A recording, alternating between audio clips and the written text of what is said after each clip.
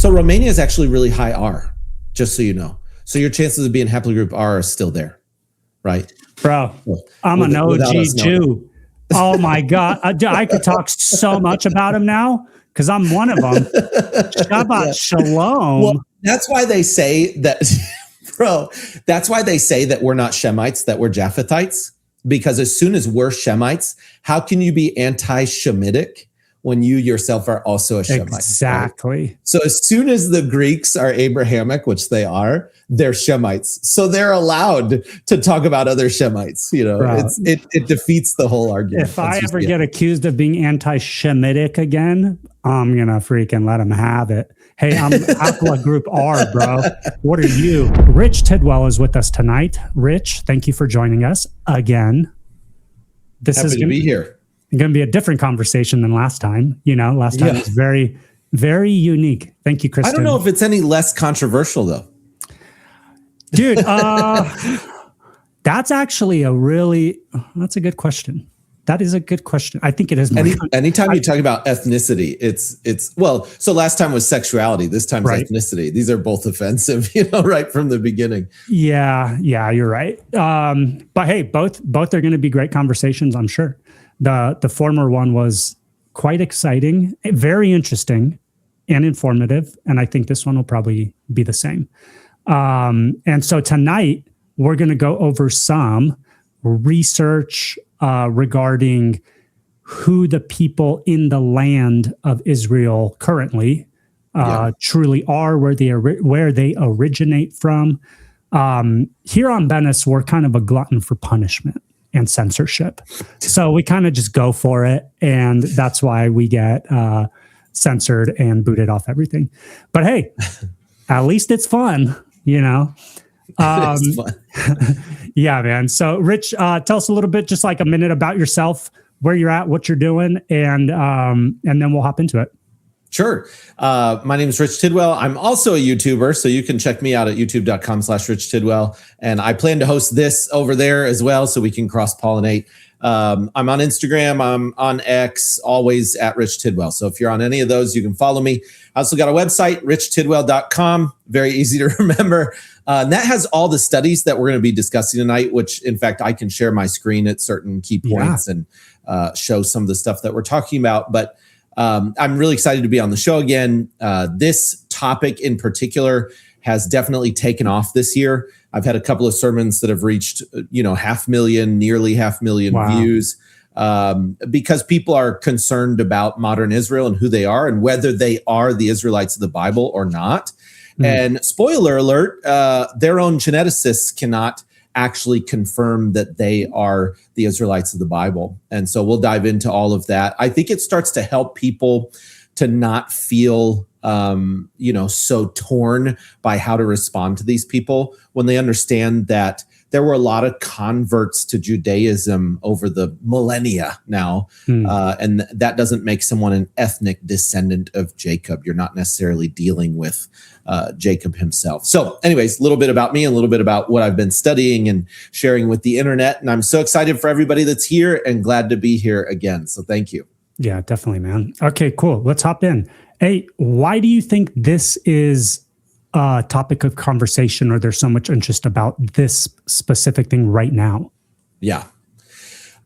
Two things, Gaza and Epstein.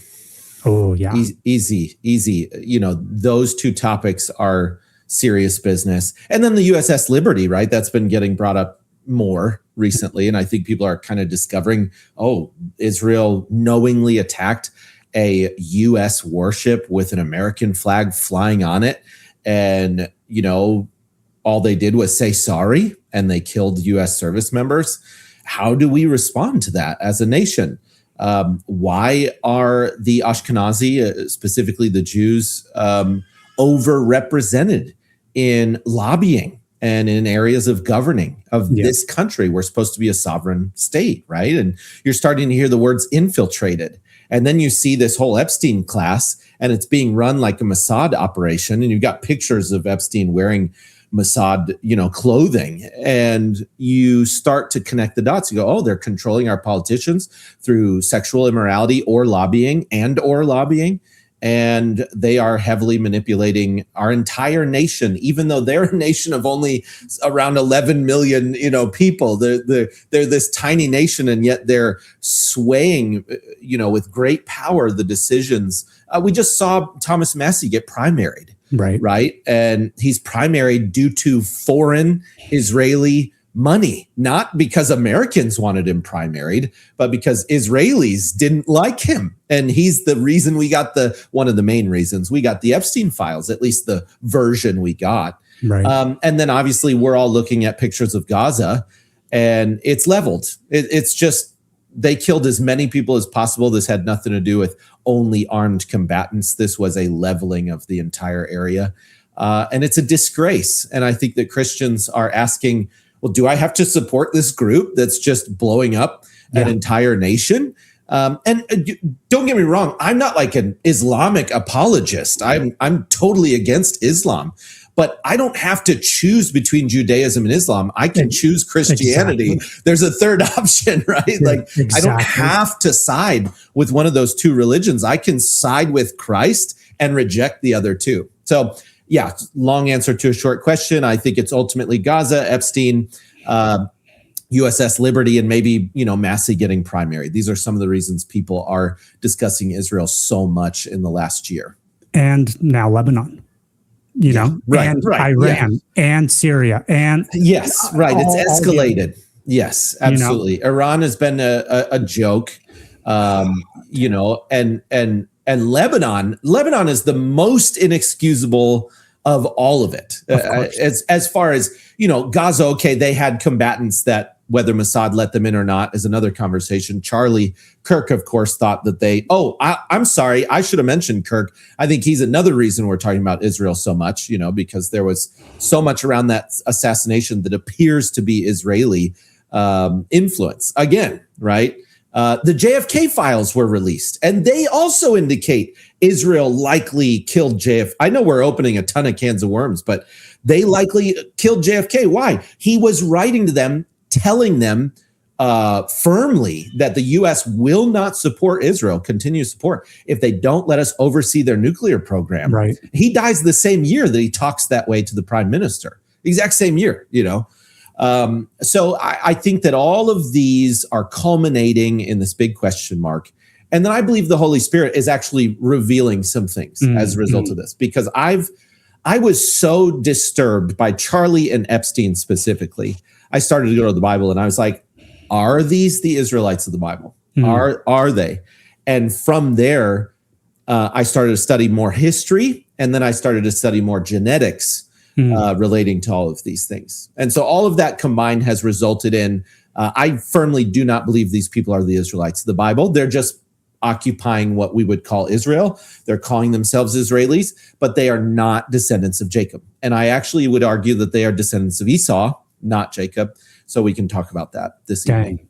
Okay, so is this stuff that you've been concluding since kind of the either Gaza assassination of Charlie Kirk? Like this is a more modern or more recent realization for you as well? Definitely. When the October attacks happened, where were you before? Yeah, when the October attacks happened, I would say that I had none of these beliefs in the sense of, I thought these are the Israelites of the Bible, and this was messed up when they attacked in what was it? Was it 23 in October of 23? And then they've been at war, or 22, and then they've been at war since then. And I was watching progressively like Gaza becoming more genocidal over time. Who would ever deny a nation their ability to respond, of course, with force to an attack on their people? So my default was, yeah, this is fine. And then it became not fine. And then Kirk started to ask the same questions. He started to bring up a whole lot of, hey, I don't hate Israelis, but I don't like the modern Israeli government. That was his attitude. He ends up shot, his mic likely exploded and shot a projectile into his neck. And then, JFK files are released, looked into those. And then the Epstein files. The Epstein files was icing on the cake. It was just really evil what was in those files. And there was a lot of Jewish supremacy in them. Right. So the attitude of these people was revealed through those emails as well. that they despise us. It's not like they were trafficking little Jewish girls. They're trafficking as often as possible European descent and American girls. And then they were utilizing this to manipulate people in various powerful positions, whether politics or business or what have you. So I think all of that combined is why we're where we're at. And I think that's true collectively, not just for me. Yeah, man. I am in the exact same boat as you. I pulled up Leaf Cat's comment post October 7th. Yeah. Lots of people started noticing things, right? Yeah. You listed a treasure trove of pies that Israel seems to have their fingers in the beginning of this. And it seems like if you notice the thread that connects all of those things, somehow you're the problem. And I'm not just talking about from like the Jewish perspective, because I get them. They're doing their thing. All right. Just like America is, just like Iran is, just like China is, they're all doing their thing for their own interests. But what really irks me, man, is when you start noticing, right, the pattern and the similarity and the thread that weaves those things all together, it's the Christians that started attacking. And it's the Christians that start calling you anti-Semitic and calling you non-Christian, and that you hate Christ. He was a Jew. Do you hate Jesus now too? And it's like, dude, hold on. For me, that's what kind of really shook me to be like, I need to look into this a little bit more, because first off, there's no way that the chosen people can act in this manner while simultaneously rejecting Jesus. That just never made sense to me, how they can be chosen but not be in Christ. But then I'm chosen and I am in Christ, and I can tell that that's evil. And then they're killing people who are Christian at the same time. Hold on, something's afoot.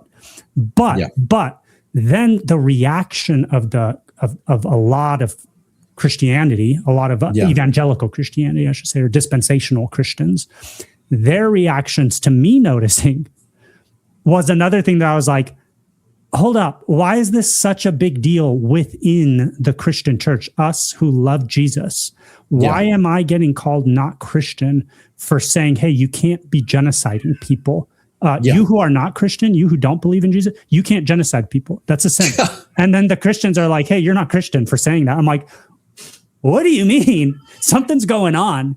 And those are the kinds of realizations or noticings, that got me going as well. Because, dude, I was like you probably before October 7th, before Kurt, before all this stuff. I was kind of Israel's God's chosen people. That's what I was taught. That's what I learned at Moody Bible Institute. That's what I learned at Calvary Chapel. That's what I learned at all the things I grew up in and around, Yeah. And did you also learn that 1948 fulfilled some kind of prophecy? They became has a nation ever been born in one day? Yeah.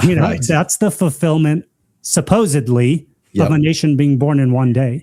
Even though the Balfour Declaration was 30 years prior, even though the Jews had been moving into that territory for decades before that, it always, when you start looking into it and studying the details of why Christians in particular, that's my thing. My thing is, why are Christians like this right now?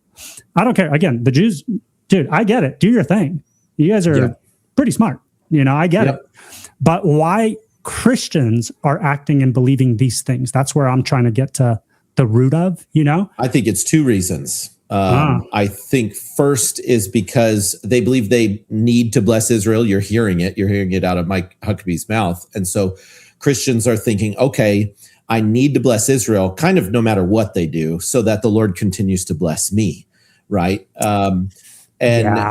And the second reason is no one, and I mean no one, think about this for a second with me. No one is defining who the synagogue of Satan is from Revelation 2:9 and 3:9, where Jesus says they say they are Jews and are not, but lie.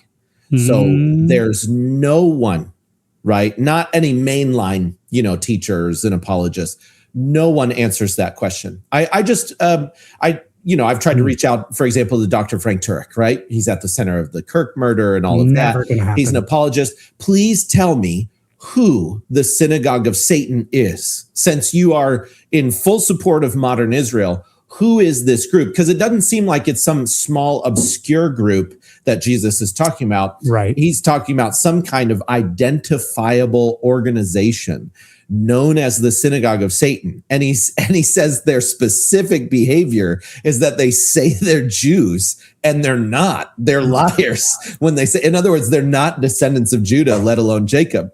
It's Revelation 2:9 and 3:9. 3:9 says this: "Behold, I will cause those of the synagogue of Satan who say they are Jews and are not, but lie. I will make them come and bow down at your feet and make them know that I've loved you." So the two reasons are, one, thinking that we have some kind of loyalty to them because the Bible says to bless Israel. And then two, failing to identify who the group is that says they're Jews and are not, but lie.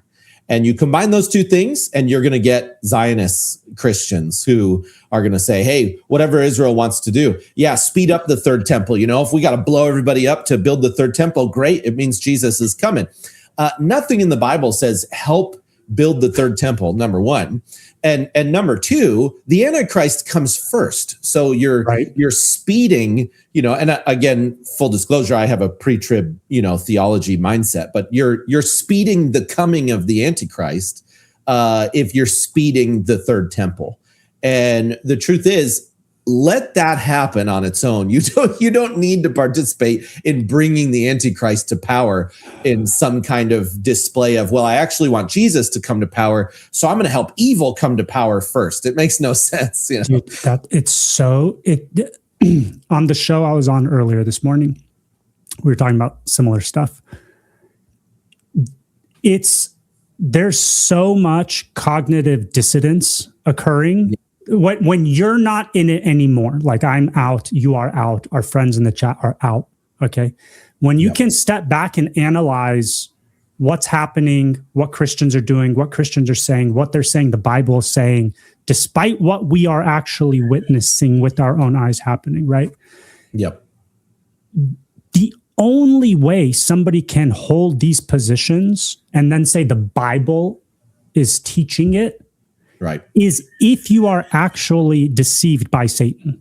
There's no other way to be able to say we should, like Pastor Greg Locke, we should blow up Gaza, or they should nuke Gaza and turn it into glass, turn it into a parking lot, so we could usher in the third temple and bring back the coming of Jesus. You know, it's an extreme example, but everybody's seen that clip, you know, and there are a lot of Christians who believe Huckabee said something really similar to Tucker. If you remember that interview earlier this year, he said, you know, I really don't care if they take all the land. In other words, the Greater Israel Project, he's like, yeah, it's fine. It's theirs. God gave it to him.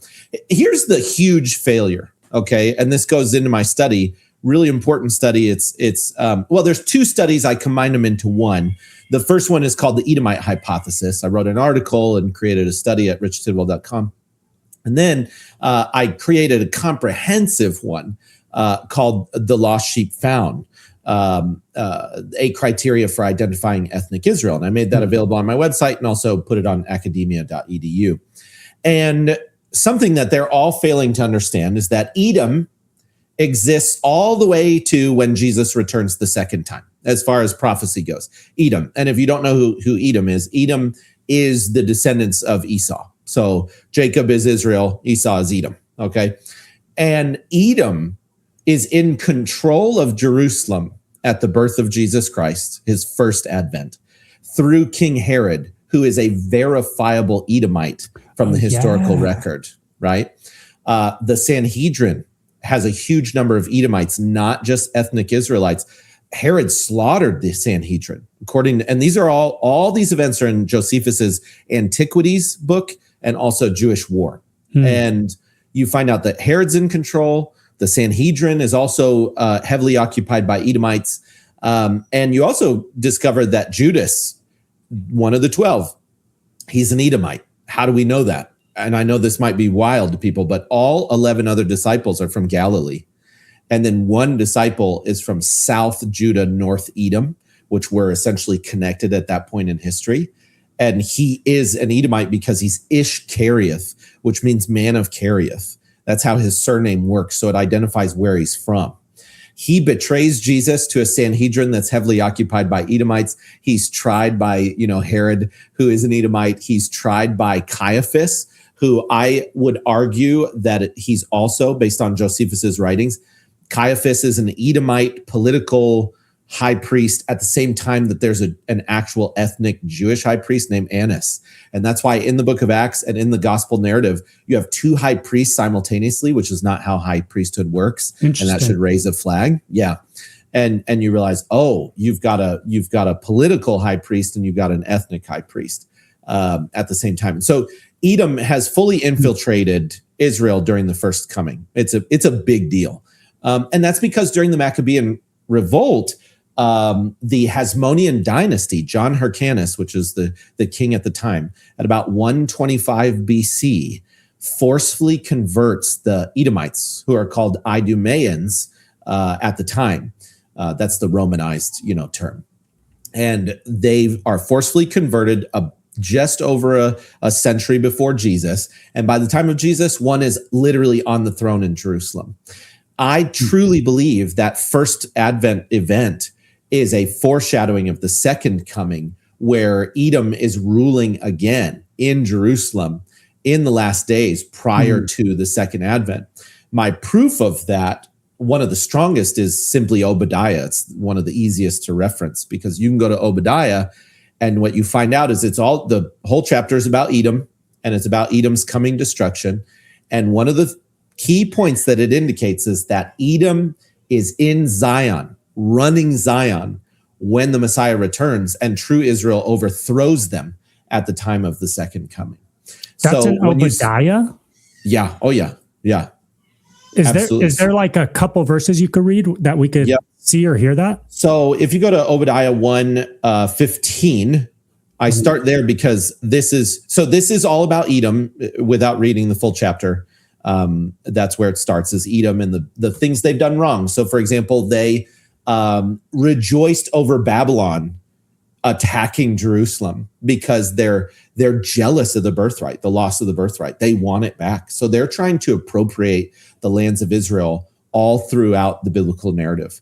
And when you start to see this, it changes the whole Bible narrative that Edom, Jacob and Esau is a war all the way up until Jesus returns, literally through the whole Bible. Where should I go to? Verse 15. So verse 15 confirms that this is the day of the Lord passage, right? That's a key. So verse 15, for the day of the Lord draws near on all the nations. As you have done, it will be done to you. Your dealings will return on your own head. So we know this is a day of the Lord prophecy. And if you go down to verse 18, you'll see that Jacob destroys Esau at the day of the Lord. So it says, then the house of Jacob will be a fire and the house of Joseph a flame, but the house of Esau will be as stubble, and they will set them on fire and consume them, so that there will be no survivor of the house of Esau, for the Lord has spoken. And then go down to the last verse. I recommend everybody read the whole chapter. We're just jumping through, for the sake of time. But verse 21, the deliverers, or saviors, yours says saviors, the deliverers will ascend Mount Zion to judge the mountain of Esau, and the kingdom will be the Lord's. So I'm reading out of NASB 95, just so you know what translation I'm reading from. So they'll ascend Mount Zion. Why? Because Edom is there in Zion, and they judge Edom in Zion, and then the kingdom is the Lord's. So one of the biggest reasons we know 1948 is a counterfeit return of Israel is because if you read Ezekiel 37 and every, Israel return prophecy, like Jeremiah, Ezekiel, you will find that Israel returns to its lands at the same time that the Messiah returns. So the two are coincidental. They happen at the exact same time.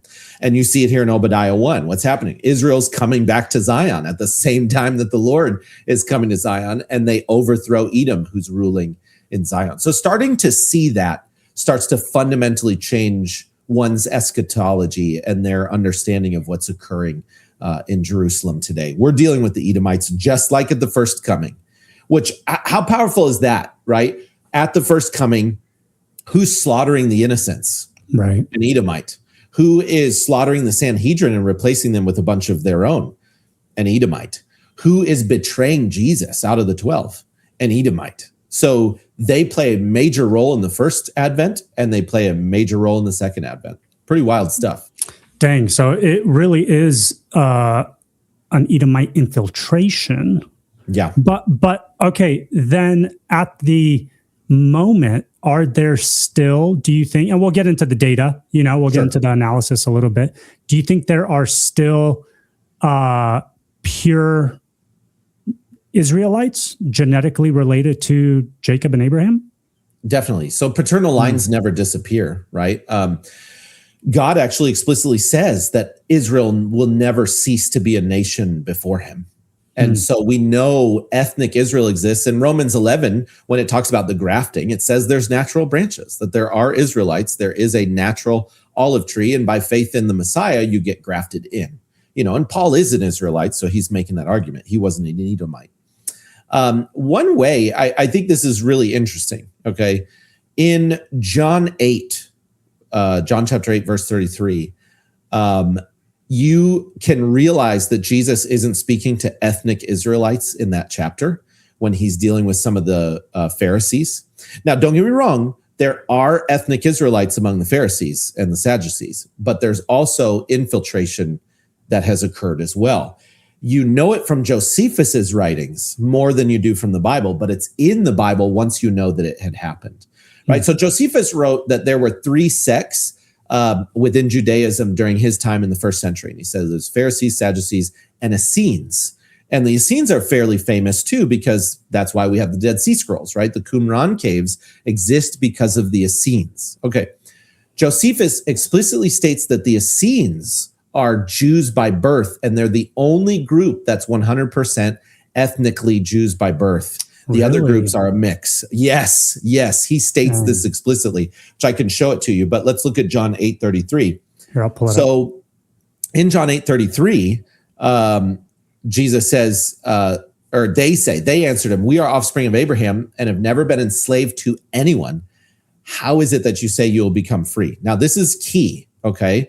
So Jesus does say in verse 36, look at this. So if the Son sets you free, you'll be free indeed. 37, I know that you are offspring of Abraham, yet you seek to kill me because my word finds no place in you. There's 2 keys here.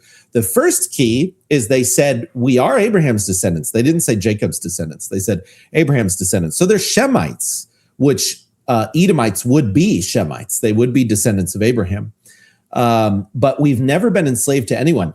Friend, they're commanded in Deuteronomy chapter 6, verse 21, to tell their children and their children and their children forever that they were slaves in Egypt. Forever, they're supposed to identify as having been slaves in Egypt. So they say, we've never been slaves of anyone, which is a violation of Deuteronomy 6 if they're ethnically Israelites. Yes. And then Jesus confirms and says, I know you're Abraham's descendants. He never says they're Jacob's descendants. And then that's corroborated by Josephus making the very clear statement that only the Essenes were 100% Jewish. So if I can share, I'll share my screen real quick. I can show you. Yeah, let me get this down. And in the meantime, for everybody that's in here, thank you guys for being here. Please remember to like and just like the video, because this one, I can already tell you this one's getting pretty tamped. And Kristen, as always, thank you so much for your donation and for your help and everything you do for the show. Really, really appreciate it. Thanks, Kristen. Yeah, Kristen's a champ. I keep saying I gotta send her like a gift or something, but I'm gonna send her this. I think she's gonna want this. It's gonna be special. I'll autograph it. I can't believe you even have that. That's so funny. This is my prop. Anytime we have this topic in conversation, you'll just see it like pop up, and then I don't have to say words that get me in trouble. I just, it's like a little sock puppet that rears its head. I've been learning how to walk the tightrope this year because I did have a sermon taken down, and I've had plenty of others that have been fine. You're totally allowed to obviously say Jew. You're totally allowed to question their ethnicity. That's all acceptable. You can't say things along the lines of violence and hatred. Let me just put it that way. Like you don't want to, and we wouldn't anyways speak that way. Yeah, but when I read Jacob have I loved, and blank have I hated from Malachi. That had, I don't know, I got a personal review of that sermon, and that triggered a takedown on that sermon. Gosh, that's crazy, man. Yeah. So, you just, those words specifically inside of the wrong sentences can result in stuff. So we're just talking about genetics today. We're not talking about any sort of, There's nothing wrong here with that. Bad stuff. Yeah. This is science. Trust the science. We are talking about science. Yeah. And historical records. So if you can share my screen. Okay, cool. So so if you go on richtidwell.com, I'll just show real quick. So this is the Edomite hypothesis article. That's Dr. Karl Skorecki. And he is a geneticist, Jewish geneticist. And he's the one who I quote as stating they can't prove they're the Israelites of the Bible. Wow. So pretty powerful. Okay, so Jewish War, Book 2, Chapter 8, Section 2. And you can see my citations. You can click on the links and go to the citations. You'll see where Josephus confirms what I just said. So he says, "For there are 3 philosophical sects among the Jews, the followers of the first of which are the Pharisees, of the second the Sadducees, and the third sect, which pretends to a severer discipline, are called Essenes. The last are Jews by birth and seem to have a greater affection for one another than the other sects have." So that's a key phrase. The last are Jews by birth is huge. When you start to combine that with understanding that these people are the Idumeans, let me give you, there's another verse on here. Sorry for scrolling so much. But when you start to understand that these folks are the Idumeans, you start to realize that, they are not who they say they are. Okay. Jesus said there's this group who says they are Jews and they are not, but lie. Dude, well, this is them. So this is Ammonius quoting Ptolemy, who was a historian during King Herod. And it's in a writing called De Differentia Vocabularum, the differences in vocabulary. And this is in section 243.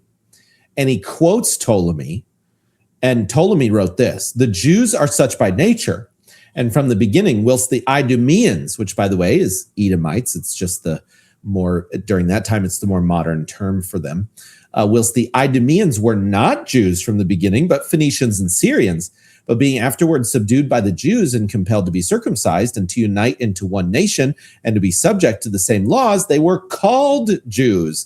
They were called Jews not because of their descent, but in regard to their religion and manner of life. Hence it was that the kingdom of Herod and his posterity were called the kingdom of the proselytes by the Hebrews."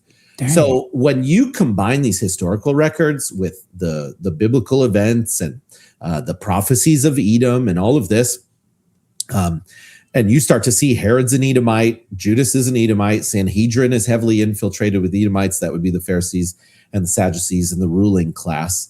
Then you see that only the Essenes are Jews by birth, and all of this, it all starts to connect, and you realize, whoa, the Edomites played a major role in the first coming and are a major force of evil against Jesus during the first coming. They're stirring up the crowd. They're in John 8. They're right there. They're saying, well, we're descendants of Abraham. We've never been slaves of anyone. And it's like, well, you're not Israelites, because the Israelites in Deuteronomy 6 must identify as having been slaves in Egypt. That's part of their requirement. Dang. Yeah. That's fascinating. That's a really, really interesting dot to connect. And it's okay. I would read these things in the same way I would read like Romans 9, where it says not all Israel is Israel. So then I'd see these passages where it talks about, you're not really of Abraham. You're of your father, the devil, Sure.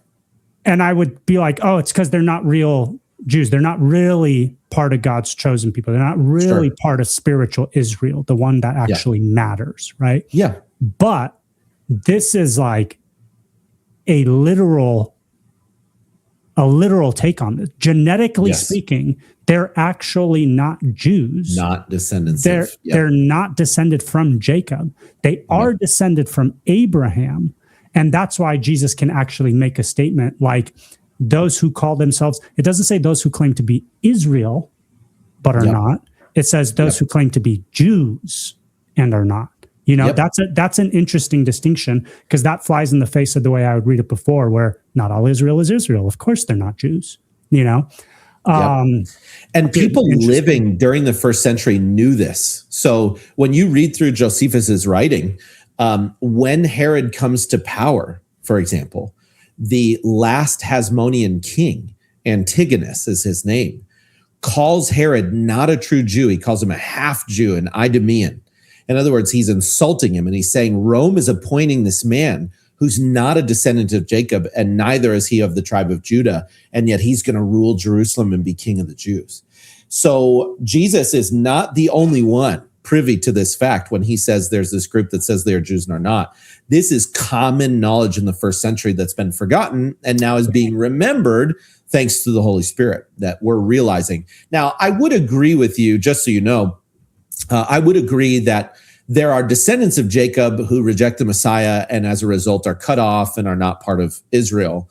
They're physically descendants, but they're not called Israel for that reason. And so the Edomites would certainly fit within not being true Israel, and then that group would as well. But it's very important to note that the synagogue of Satan is not Israelites that are struggling with the messianic identity.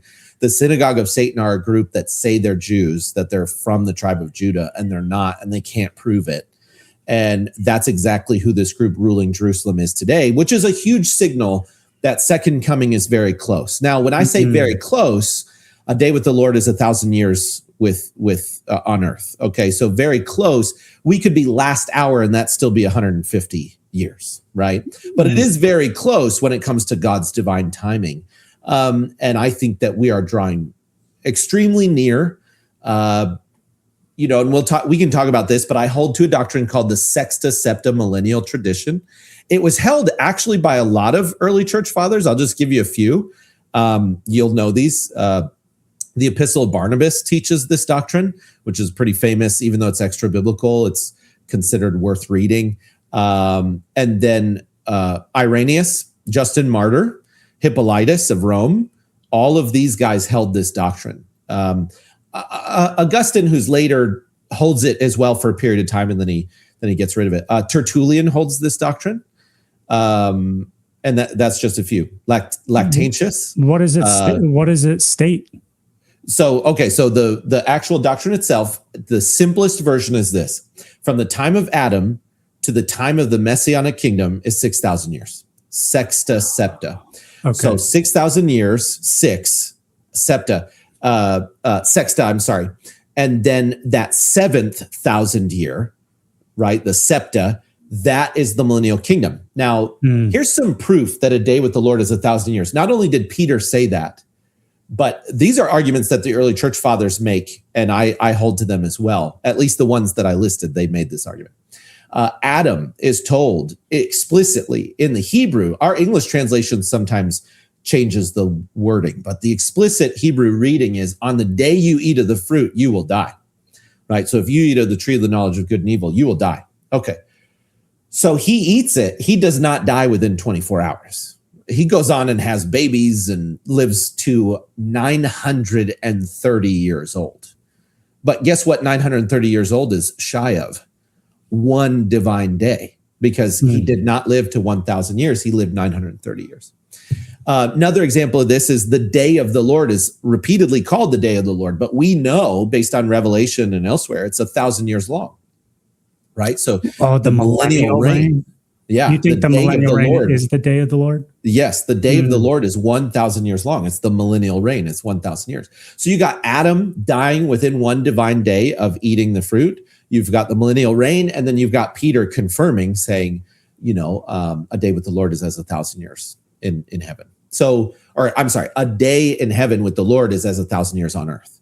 So this doctrine heavily leans into that and states that the 7-day creation that God did was literally 24-hour days, but they prophetically represent 7 divine days of God's interaction with earth. So, for example, the day that he creates the sea, right? That he separates land and sea. That same millennia is when Noah's flood happens. And you'll notice that these things all align. And the 6th day, God creates Adam, right? He creates man. Well, within the 6th day is when the Antichrist is going to come, and he's going to rule as a counterfeit Christ over the earth. And then the 7th day is the Sabbath with the Lord. Well, the seventh, when we reach that 1,000 years of Jesus, that's us Sabbathing with the Lord. That's the day of the Lord. It's the seventh day of that timeline. So the 7 days of creation equate to 7,000 years of human history total, and then comes the final judgment. So it actually is a really beautiful, cohesive belief, and it's something that I actually have written up an entire study on it. I actually wrote this one up in 2020, so this was during COVID that I wrote this. It's called Decoding Daniel's Messiah Prophecy, and you can get to it at my website. So this is the study. Let me show you how you actually get to it. So when you go to my website, you'd go to resources, you go to academic papers, and you can either pull up the study about the Jews and who true Israel is, or you can pull up this Decoding Daniel's Messiah Prophecy. You'll see Sexta, Septa, Millennial Tradition. So these are both available under resources, academic papers. So this one, it's all of these are free, by the way. I don't charge for anything like this. I don't charge for anything that I preach at all. Let me put it that way. This dives into that exact doctrine, and also that Daniel reveals that there would be 2,300 years of the trampling of the Lord's people after the first advent, which Jesus shows up. This is what's wild. Jesus shows up in 3,700, the year 3,700 from Adam, and 2,300 years after that is the year 6,000. And so the timelines align perfectly throughout the biblical narrative. The early church fathers held to this doctrine. That's what was probably the most surprising for me. And God is my witness. I'm not lying to you. I wrote all of this before realizing the early church fathers believed this.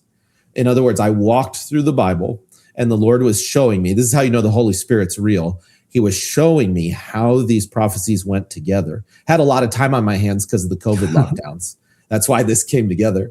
And I included this in a revised version later, but then I looked into the early church fathers, and they held to these beliefs. And I was like, whoa, like that. I just took that as extra confirmation that we were really onto something here. So highly recommend that study. Highly recommend looking into that whole, and it puts a lot of things into perspective to understand that Edom is ruling in the last days.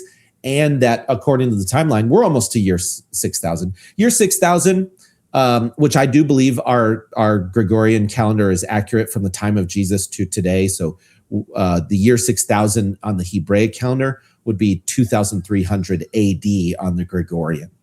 And so we are in that last run of less than 300 years. Now people go, but look at the flock cameras and look at all the AI and surveillance state abilities. Yeah, I would expect that, right? Before the Antichrist even gets here, there is already a world government system. There's already a beast system. It suffers a head wound. He breathes life back into it, but it gets established before he gets here. In fact, I'd argue it gets established well before he gets here. The third temple needs to come into existence. If that doesn't exist, you don't have an Antichrist declaring himself God in it. Oh, bro, you're dispute minus Israel being elect or being the chosen. Basically, So some of it. So it's interesting. It definitely. So none of them would accept me, if that makes sense. Like if I come at it from this position that these are the Edomites, they're going to reject that doctrine. But the pre-trib side of things, I agree. But they don't hold the Sexta Septa, right? So they they have no understanding of the year 6,000 return.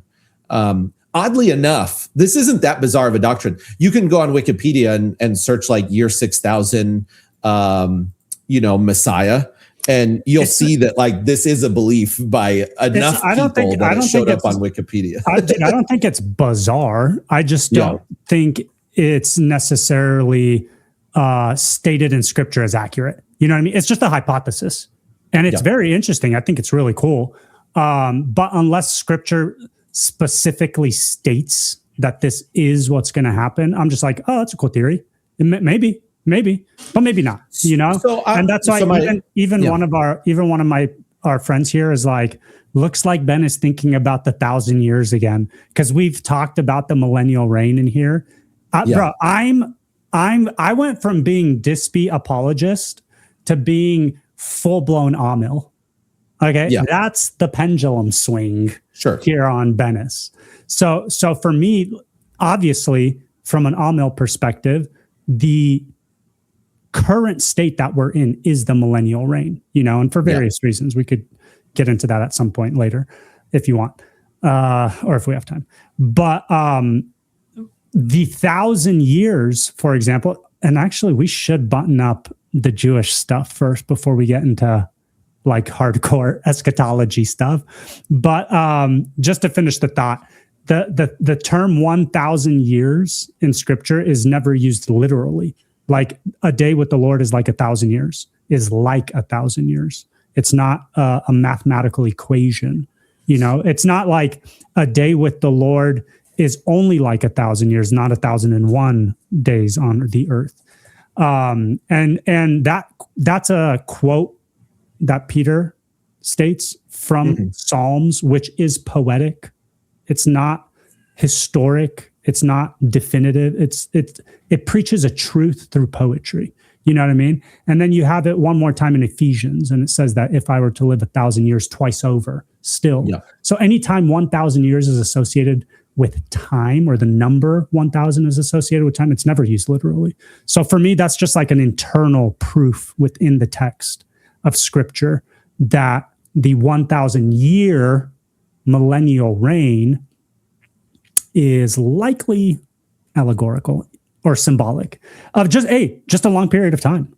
And I know dispies that are like, oh yeah, it doesn't have to be 1,000 years. It could be just a really long period of time where Jesus is ruling on the earth. And I'm like, well, hey, you're halfway there, because at least you admit it's not a literal 1,000 years, But hey, we'll get into that. Let's. Do you mind if we get into some of the actual like DNA stuff? Maybe for 10 minutes? Yeah, of course. Yeah. Dude, let's pull that up, because that's something I really want to see. Absolutely. Yeah. So we can discuss eschatology later, but just to give a basic response to that. Sure. We do have evidence that we can discuss later that 1,000 is literal when it comes to Jesus's reign. And I started to dive into it a little bit with the age of Adam, with the literal statement in Revelation and so on and so forth. But also we do, despite timelines, right? We do in Zechariah and several other places have some explicit statements that indicate when the reign of Jesus Christ begins physically. And Zechariah 14 is explicit that his foot will touch down on the Mount of Olives. And if you remember in the book of Acts, you remember when Jesus ascended, the two witnesses that are in white robes, which might have been not angels, by the way, we can talk about that, but they said he will return in the same way he went. In other words, he physically flew up into the sky, right, in the resurrected body, and then he's going to return in the exact, they say it, will come back in the same way that he left. Zechariah, corroborates that conclusion, and it states that his foot will touch down on the Mount of Olives. It'll split in two. That's one of many different signs that are shown, but it'll split in two, and then he will physically reign and rule with a rod of iron, right? And he will require the nations to keep the Festival of Tabernacles, and he will kick out the Canaanites from the temple of the Lord, which would be Edomite descendants. They've mixed with the Canaanites and developed a Canaanite profile, which goes into the DNA we're about to talk about. So there are some physical indicators of Christ's reign that aren't spiritual. They're a literal, actual return of Jesus Christ. And that's without even debating the timeline. So we can get into that. I agree with you. We can get into that later. But the genetic side of things, yes, I would love to dive into it. And I think that it's critical, because what we've already established so far is that Edomites genetically infiltrated Israel by the time of Jesus Christ and played a major role. I think you would agree, ruling as king, replacing many of the Sanhedrin members, and then one of the 12. And clearly Jesus knew what he was doing. He selected an Edomite, and the Edomite's the one that betrays him, not an Israelite. Pretty amazing stuff. So my argument is that we're dealing with that exact same group in the last days, and that's what the scriptures teach. Dude, it might make more sense now as to why it's somewhere in Mark. I don't know if it's Mark 13. I can't remember, where Jesus tells them, you're no longer following the laws of Moses. You're following your own traditions and the things your fathers created. So by the time of Christ, throughout the intertestamental period, they created a whole other system post-Babylon. That's when the Babylonian Talmud, etc., is created. Post-Babylon, up until the coming of Christ, Judaism no longer looked like anything that God established, through Moses and the prophets. And they created an entirely different system.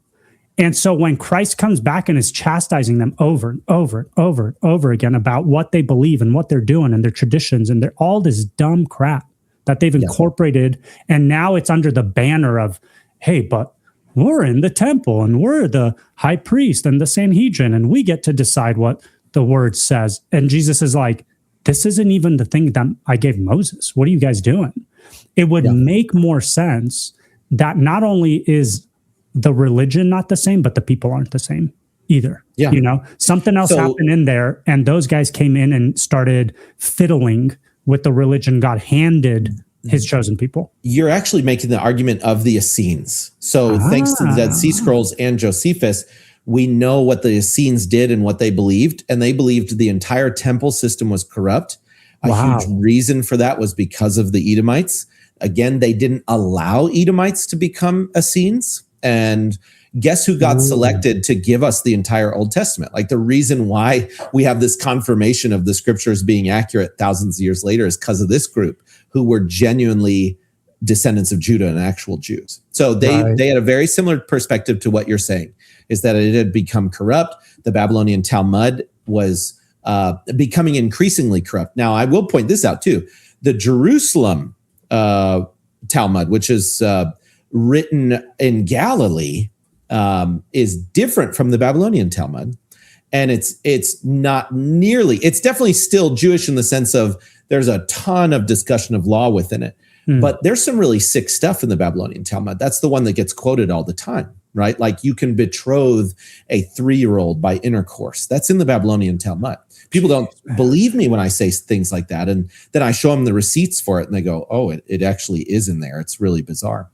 They say Jesus is boiling in excrement in the Babylonian Talmud. Lots of evil stuff. So the Essenes were explicitly against that particular movement, which is interesting. So it's not just us that have felt this way. You can go back 2,000 years and you see Antigonus is angry that Herod is becoming king. You see the Essenes separating themselves from the entire temple system. You'll notice Jesus does not have any altercations with the Essenes. That doesn't mean that there was, that they believed in the Messiah. I'm just saying that they weren't the synagogue of Satan actively engaged in warfare against Jesus Christ, if that makes sense. Yeah.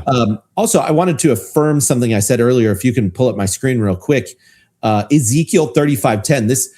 This is, and 36 verse 5. These are a couple of the verses that absolutely confirm that Edom is obsessed with owning Israel, which obviously the group that's ruling there right now is that way. So Ezekiel 35:10 says, because you have said these two nations and these two lands, Israel and Judah, will be mine, and we will possess them, although the Lord was there. So I'm taking it out of context, but that statement is within a statement about Edom and how they want to possess the lands. In other words, they want the birthright back. They want Jacob's lands.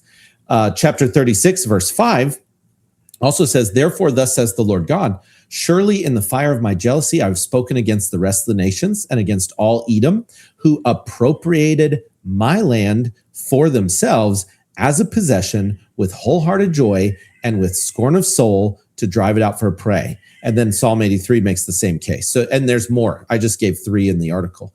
So you have biblically verifiable evidence that Edom likes to take Israel from Jacob. They have this intent to take it. So when you see Herod ruling, it makes sense. And then when you see, Edom is occupying Zion at the return of the Messiah in Obadiah, makes sense. They've always wanted to appropriate these lands as their own because they're jealous that Jacob received the birthright.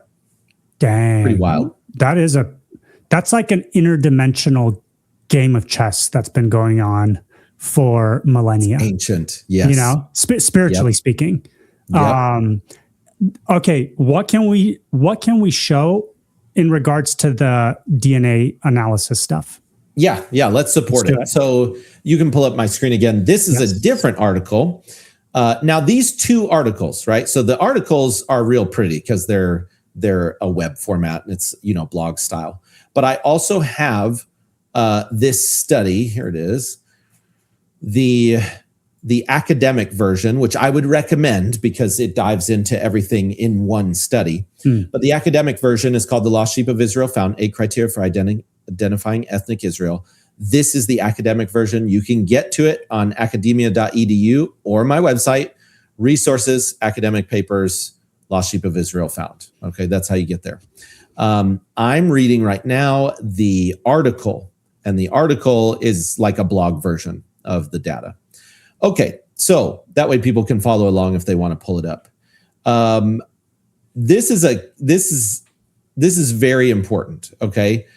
That Israel never ceases to exist. So you have to understand that descendants of Jacob never stop existing, and that is a key to understanding. So Jeremiah 31, in fact, 31 verses 35 through 37, but we'll just read verse 36.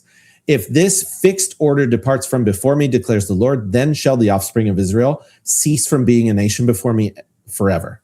So the fixed order, are you still there? Did I lose you? I pulled up your thing so we could see. Cool. I was like, oh no, did I disconnect? Okay, so the fixed order is the sun, moon, stars, and all the earthly processes on earth. He says, if that fixed order disappears, then so will Israel. In other words, no, the earth keeps moving. Everything's working the way that it's always worked. And that means that Israel's still here and the descendants of Jacob are still here. So that's a key understanding, because some people, they do try and explain Israel away and they just spiritualize everything. And the truth is, Romans 11 is really clear. There's natural branches. There is a natural Israel. Okay, so here's how we understand genetics. This is going to be a little bit academic, but I'll make it easy to understand. So genetics are divided into 3 categories. You can see them on the screen. There is Y DNA, autosomal DNA, and mitochondrial DNA, okay? Y DNA is paternal. It's just dads. It doesn't give you any other information other than dads. That is the primary line that we want to focus on for finding Israel, because we want to find descendants of Jacob. That's the dad, right? Autosomal is a mix of every single male and female that ever married each other. You get your autosomal when you submit a spit test to Ancestry or 23andMe or one of those. You're not getting your paternal, you're getting autosomal, okay? And then mitochondrial is your mom's line, right? So pure maternal line, we don't typically follow that one because that's not going to tell us who Jacob is, but it can indicate where the Israelites are because of who they married. You can use it too. So we do use a mix of all 3, but paternal is the primary focus. Let me ask real quick. I know that modern Israel derives its lineage through the maternal line. Sure. Why? When did that start being a thing? When it was always Jacob and his descendants? This is great, man. Everything is counterfeit with these people. It's one of the signs that they're the synagogue of Satan. It's the upside down world with them. Whoa. Everything is counterfeit. Their maternal line instead of paternal, that's counterfeit. Their return to Israel is counterfeit. Their fake Messiah that they're going to bring is counterfeit. Their temple system is going to be ruled by Canaanite-blooded Edomites, which is why Zechariah says there will no longer be a Canaanite in the house of the Lord when the Messiah returns. So all of this plays a major role, and they are identifiable. They are the counterfeit. Synagogue of Satan is going to be counterfeit, right? The Antichrist is going to be literally a fake Christ. So maternal line, all of it. It is bizarre. They're the primary group that pushes transgenderism, by the way. For sure. They're the primary group. Sure. So everything is this manipulation and counterfeit of what's true and genuine. I've started to realize, like, we have to be very careful with anything that we study that has to do with the Old Testament that has been touched by this Edomite group, because they twist what it says. Like, you are better off in many cases not reading what some rabbi said about some Old Testament scripture. Like, you cannot trust their interpretations at all. Their conclusion in the Talmud is that the Torah is not in heaven anymore. It's not with God. The Jews, or whoever they are, the Edomites or whatever they are now, they get to determine what is right and wrong, not God anymore, because the Torah was given to them and it's no longer in heaven. That's their conclusion. They got all kinds they of literally crazy, think they're greater than God. They believe they're greater than God. Yeah. But do you know what their reasoning is, or have you seen anything in your study as to why they switched from paternal to maternal? Again, I genuinely, and I believe the genetics proves this, they're Edomites. So whatever their culture is not the Israelites of the Bible. So wherever they got the idea for maternal, they're deviating from the Bible. I'll tell you why. I'll tell you exactly why. This is the conspiratorial understanding, okay? Ooh, yeah. They are, in every way, obscuring who they actually are by calling themselves Jews when they're not, and they lie, by not following a paternal line, because they know a paternal line is traceable back to a father, and we can trace that line. So they're not doing any of that. And I do believe they're Abrahamic. I do believe they're Shemites, but they're not Israel. They're Edom, right? And so they are at all times obscuring what they actually are. And isn't this who Satan is, right? Isn't he always obscuring, lying, half-truths, right? This is the idea that Antigonus put forward. He said Herod was a half-Jew. Right. In other words, this half-truth, half genetically similar to Israelites, half the Judaism that we read about in the Old Testament. It's all halves. And it's very tricky because, they keep Sabbath and they keep the feasts and they do these things that you read about in the Old Testament. You go, well, they must be the Jews. And no, they say they're Jews and they're not. Yeah, fascinating, man. Also, super smart, extremely diabolical. I respect it though. Like, what a game. Know thy enemy. Okay. Oh, yeah. These guys, their IQ level is typically very high, and their geniuses oftentimes, right? And Oppenheimer, Einstein, so their geniuses are usually very intelligent. I got pushback on this, but the Manhattan Project, right? The development of the nuclear bomb. Okay. Of the leading scientists, an overwhelming majority were Jews. Overwhelming, not just Oppenheimer, the other leaders. I'm not talking about the 100+ people that were working on the project. I'm talking about the leading scientists, overwhelmingly Jews. Why? They're very smart. You have to recognize they're very smart. They know what they're doing. Why are they accomplishing so much, even though they're such a small nation? They're very smart. Scripture also indicates, Obadiah indicates this, that they would be a group. Oh man, these are good points. Okay, Obadiah makes this point, that they would be greatly despised, that they'd be small among the nations. There's several things, and the people calling themselves Jews today fit this description. But get this, Isaac prophesies over Esau in Genesis, if you remember, right? He prophesies over Jacob, he gives him the blessing, but then Esau, asks for some kind of blessing, and he does prophesy over him. And he says several things. He says, the sword won't depart from you. You're going to be violent. Well, look at these people. They're always surrounded by violence. Many of the reasons why they got kicked out of so many countries over the millennia was due to some kind of violent accusation. If you look into it, I don't want to get into it because that could flag the video. Right. Okay. But he says you'll live by the sword, right? You notice this about Edom, about the Idumeans. Herod is extremely, excessively violent.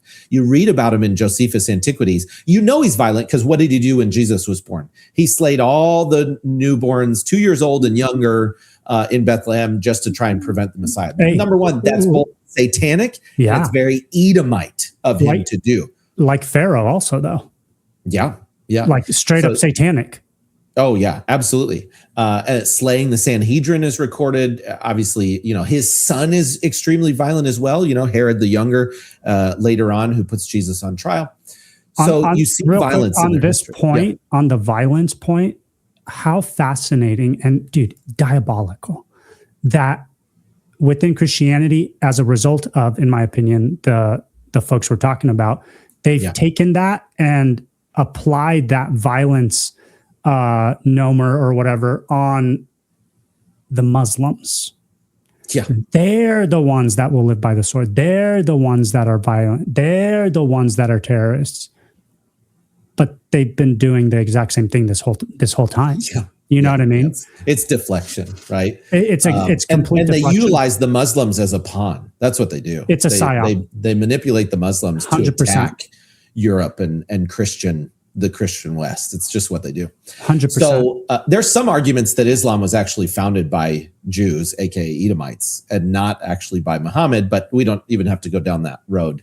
But there are some who hold to that. Okay, so Isaac also prophesies over Esau. He says, you will have the fatness of the earth. In other words, you'll be rich. Well, if you actually study their history, pretty much throughout history, the Edomites, who say they are Jews and are not, the Ashkenazi, the Sephardi, usually do well financially. And even today, they do well financially. So they're violent, they're typically rich. And then he said that in the latter days, there's a latter days understanding about Edom, even when Isaac speaks over them.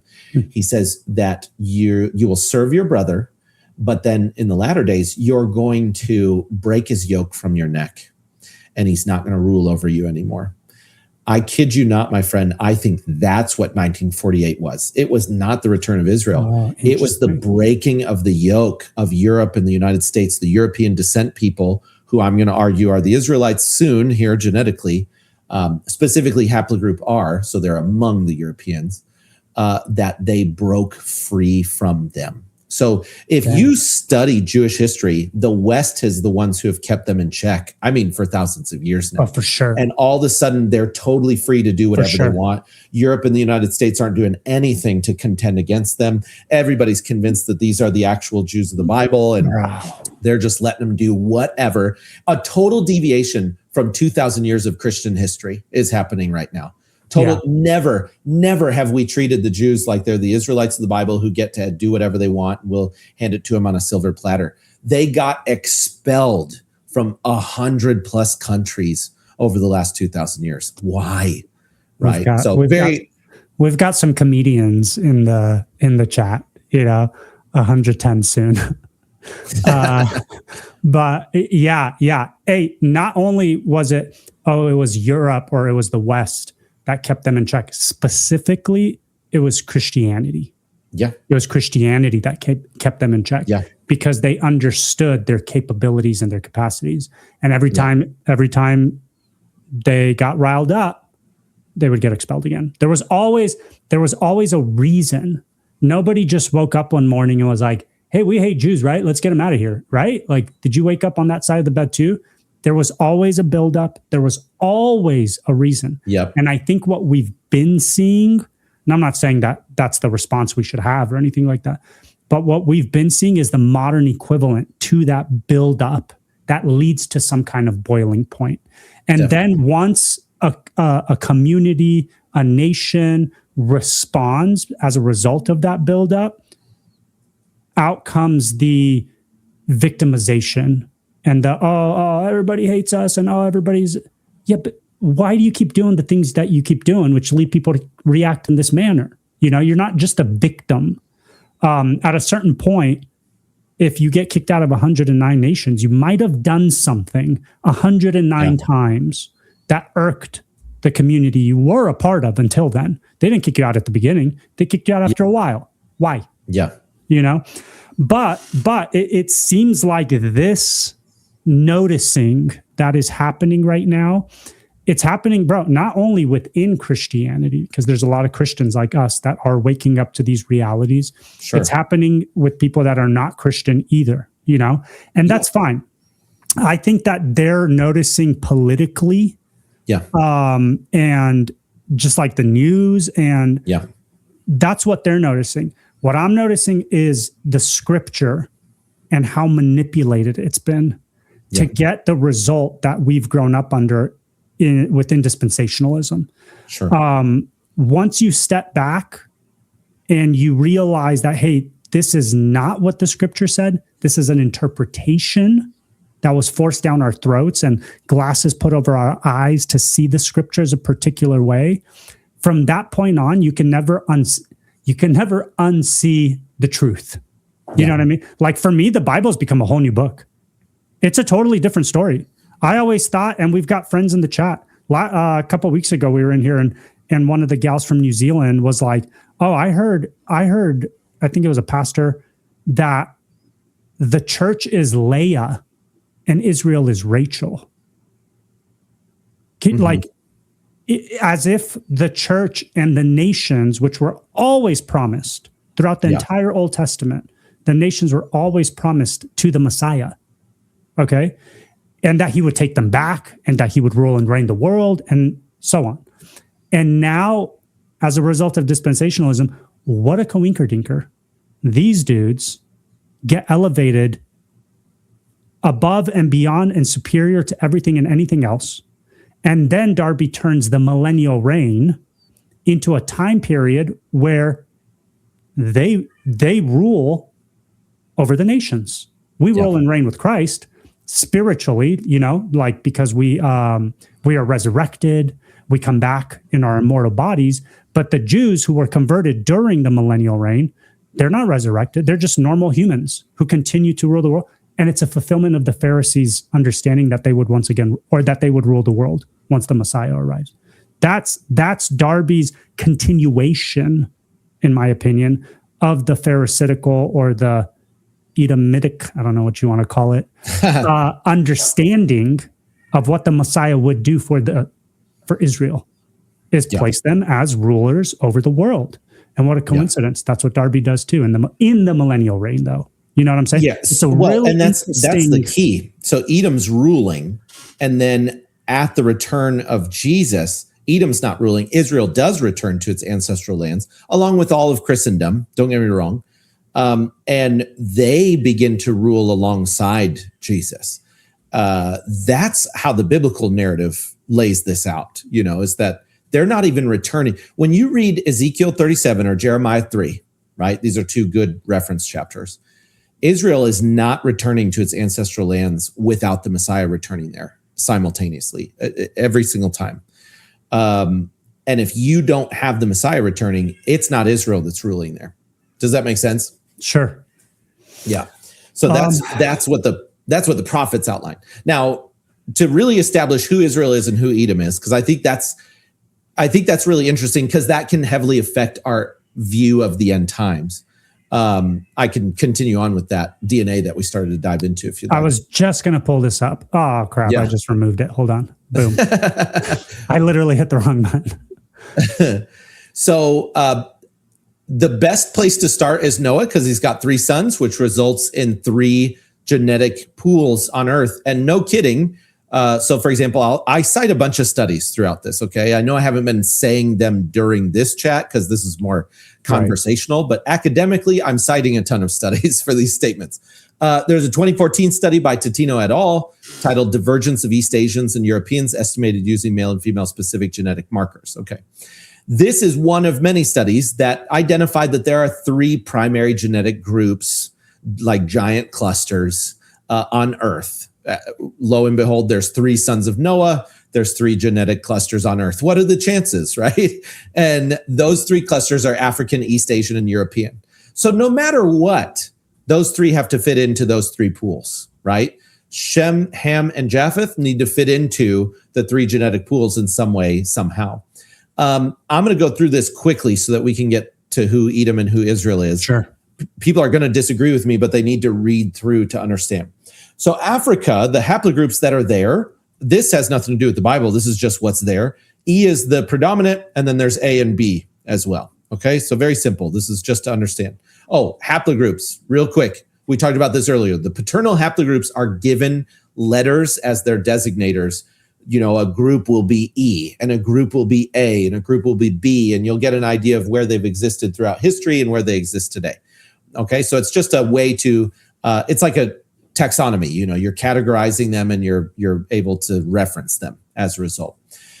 East Asians are by far O, and then there's several others, right? N, C, D, Q, but O is essentially every Chinese person is O, if that makes sense. And then Europe, this is probably the interesting part that people haven't been ready for, and that is that Europe is R, I, J, and G, okay, predominantly. What's wild, for example, I'll point this out right now. I and J are considered sibling subclades. In other words, they're considered very closely related genetically. I are like Scandinavian Vikings, and J are Arabs in the Middle East. Now, the reason why that's beautiful is because the Shemites move north. It's not just Abraham, right? The Shemites obviously exist in the Middle East, but they also move north. So they move north because one, Abraham moves north into Haran, his father as well, before they go down into Canaan. And then other Shemites are heading further north from that point as well. Well, amazing. I are Vikings and J are Arabs, and modern secular genetics says these guys are really closely related genetically. In other words, common ancestry is strong. There's a strong signal among them. That was one of the more exciting things that I discovered, during this. Now, this is a haplogroup map. This is super cool, okay? Because they will associate haplogroups with colors. I just want to point something out. Those two greens here in the Middle East, that dark green, that light green, those are J1 and J2, essentially. And they essentially fill up the Middle East, Arabia, Turkey, Anatolia, and then, of course, the Levant here. But you also get some brown. That's one of the E's. So these three brown colors here, these are E's. And then you have some other mixed in, the A and B that are in Africa. Okay, these blues that are up in Europe and in the United States and in South America and in South Africa and in Australia and in New Zealand, these are called haplogroup R. I want you to remember that haplogroup R, and then this light blue up here, this is haplogroup I up in Scandinavia. So these I and R, and then the J's down here, and then this orange is G right here. These guys are literally all related. That's the main point I want to make right here at the front. They're all related to each other, far more than they are to these reds and yellows over here, which would be some of the Asian lines. This light pink is Asian. And then these browns, these various shades of brown and orange are the E, the Africans, okay? So just remember, the people in the Middle East and the people up here in Europe are actually pretty related to each other, which already starts to signal who the Shemites are. Okay, so Ham, I go into why this is true. Ham is the father of Africa and Canaan and that haplogroup E group and those others. The reason why we know this is because Ham is associated with Egypt and Ethiopia and Canaan and several key places. And guess what bodies we find there in ancient graves? We're going to find haplogroup E.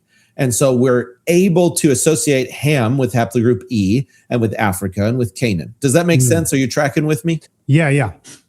Okay. Then Japheth is the first controversy. So a lot of people will say, okay, yeah, the Hamites, that makes sense. Japheth, we've all grown up thinking that Japheth is the father of the Greeks and the Europeans. That's essentially what most scholars teach. There's a huge problem with that, my friend.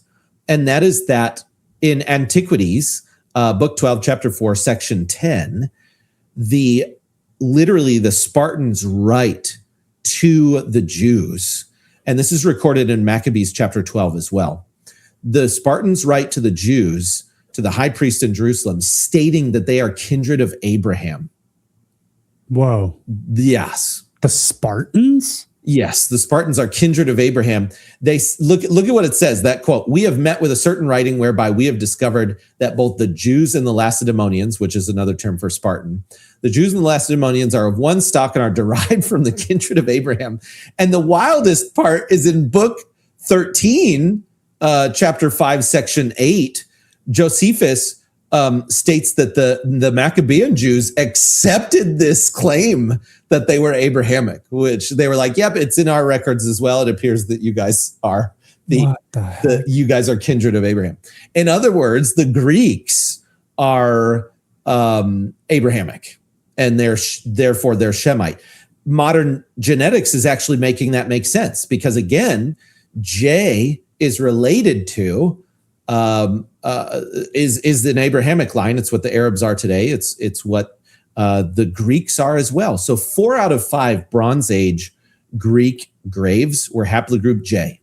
That is no different than the Arabic people that are living in the Middle East today. They're almost all J. So if you go to Turkey or you go to Saudi Arabia, they're going to be J1 or J2. They are Shemitic. They do have ancestry that goes back to Abraham. They're not lying about that. And the Greeks, they literally 4 out of 5 graves during this time in history are haplogroup J. So they are not lying when the Spartans say that they're descendants of Abraham. Dang. And then the Jews confirm. Is that crazy? That was a huge mind job when I came across that. If this ends with the Mormons being right, that the Indians are freaking Jewish. No.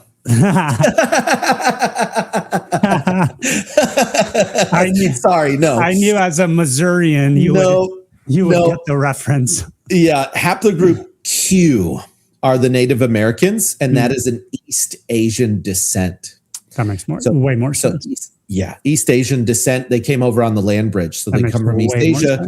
They go up into Russia. They come over through Alaska land bridge, and then they come down. So their migration pattern makes perfect sense. Okay, so we've established that the Greeks. Now get this. Okay, I can confirm that Greeks are not descendants of Japheth, and neither are the Europeans. For example, Tarshish. Tarshish is a son of Javan, and they say that the Greeks are sons of Javan, but they're Abrahamic, as we established. Tarshish is obviously, it's a son of Javan, but also a city, famous city throughout the Bible. Okay, so in the Bible, for example, in 2 Chronicles chapter 20, verse 36, they built ships to go to Tarshish in Ezion Geber. Okay, so it says, so he allied himself with him to make ships to go to Tarshish, and they made the ships to Ezion Geber. Ezion Geber is down here in the Red Sea, as you can see on the map, right? Ezion Geber is down here in the Red Sea. You don't build ships to go to Tarshish. Tarshish supposedly is in the Mediterranean, and it's supposedly Spain, but no one has ever proven it with archaeology or with like letters or writings from the time that they say that Tarshish existed. Okay, it's because they're looking in the wrong place, my friend. They're looking in the Mediterranean, but they built ships to go to Tarshish and Ezion Geber. These ships would travel south into the Red Sea, Gulf of Aden, the Arabian Gulf, and then over into the East Asian seas that are over there. Does that make sense? Is this making sense? Yeah. I'll tell you a confirmation of this. Okay, so the voyages to Tarshish occurred once every 3 years, which already tells you it's not the Mediterranean. Secondly, and that's in 1 Kings chapter 10, verse 22. Secondly, the cargo indicates where they were going. And the cargo listed in 2 Chronicles 9 and in Ezekiel 10, yellow jasper is known as the Tarshish stone. Okay. And then peacocks are coming back in the cargo during Solomon's time. All right. So we got to look for peacocks. They also brought gold and monkeys and stuff. Yes, there's monkeys over in East Asia as well. So that is an indicator. But I zeroed in on peacocks because peacocks, especially during that time in history, they're indigenous and exported from India and from East Asia. So this is a map showing the distribution of peafowl, for example. And this is definitely true in antiquity. It's still true today that they export peacocks, but that's the primary place that you get peacocks. Okay, so you got ships being built in the Red Sea, and you've got ships going down into the Arabian Sea, and clearly they're hitting India, or at least East Asia over here, and they're bringing back peacocks. And then people won't think this is a big deal, but the Java Sea is here in the East Asia and the Java Island. And the truth is, you can actually make a connection to Javan. I do make a connection. It's not my strongest argument, so I don't really focus on it. But there is an argument for the Java Sea being connected to Javan, even historically, and that the word means distant, which is also, the Japhethites are known as being a distant coastal people. So very interesting. And I dive into that some in this study. Okay, so that leaves us with only one more group, which is Shem, right? So if we've knocked out Ham as being essentially Africans, and we've knocked out Japhethites as being East Asians because the Greeks are not Japhethites. So that argument falls apart with their own letters and then with the cargo that's coming from Tarshish. We're getting East Asia cargo coming from Tarshish. We're getting ships built in the Red Sea to go to Tarshish. You build in the Mediterranean if you're going to Tarshish. Now, that doesn't mean there weren't any, canals that could potentially have connected. I've looked into that. Pharaohs had built canals that did connect the Red Sea to the Mediterranean, but Israel has control of Tyre. They have control of coastal cities. That's where you build your ships to go to Tarshish if you're building brand new ships to go to Tarshish, and Tarshish is in the Red Sea. Okay, so let's just say you agree with me. Genetically, Shem is going to be a genetic pool, okay? And the J people, which are the Greeks and the Jews of antiquity and the Arabs of antiquity and of today, they're all haplogroup J, they're all Abrahamic. They're part of a genetic cluster of G, J, I, and R. And I are the Vikings and R are the more recent Europeans. Let me put it that way. Okay. So is that making sense? Am I making that genetic pool make sense? Oops, sorry. Yeah. It's fine. I mean, it's a lot of information, but I get what you're putting down. And then Kristen, an academic study for real. I know. And then Kristen, our resident nerd, also approves. So we're good. Thank you, Kristen. Appreciate you. So Jay and I are sibling subclades. And to make that connection for you, the simplest way to understand it is the Arabs and the Vikings literally are genetically very similar. And this is according to secular science, not Christians. So that alone tells you, okay, we're dealing with Shemites. We're dealing with Shemites in Greece. We're dealing with Shemites when we're dealing with Vikings. We're dealing with Shemites when we're dealing with Germanic peoples. And we're dealing with Shemites when we're dealing with Arabs, which we know Arabs are Shemite and Abrahamic. Does that make sense? I'm trying to clarify it further. Yeah. It can connect. Okay. I put Proverbs 18:13 on here because if one gives an answer before he hears it is his folly and shame. In other words, like folks have to at least give this a chance. Okay, so I go into 8 criteria, biblical criteria for identifying who the Israelites of the Bible are, not only in antiquity, but today. Who are they? Because God said they'll never stop to exist, right?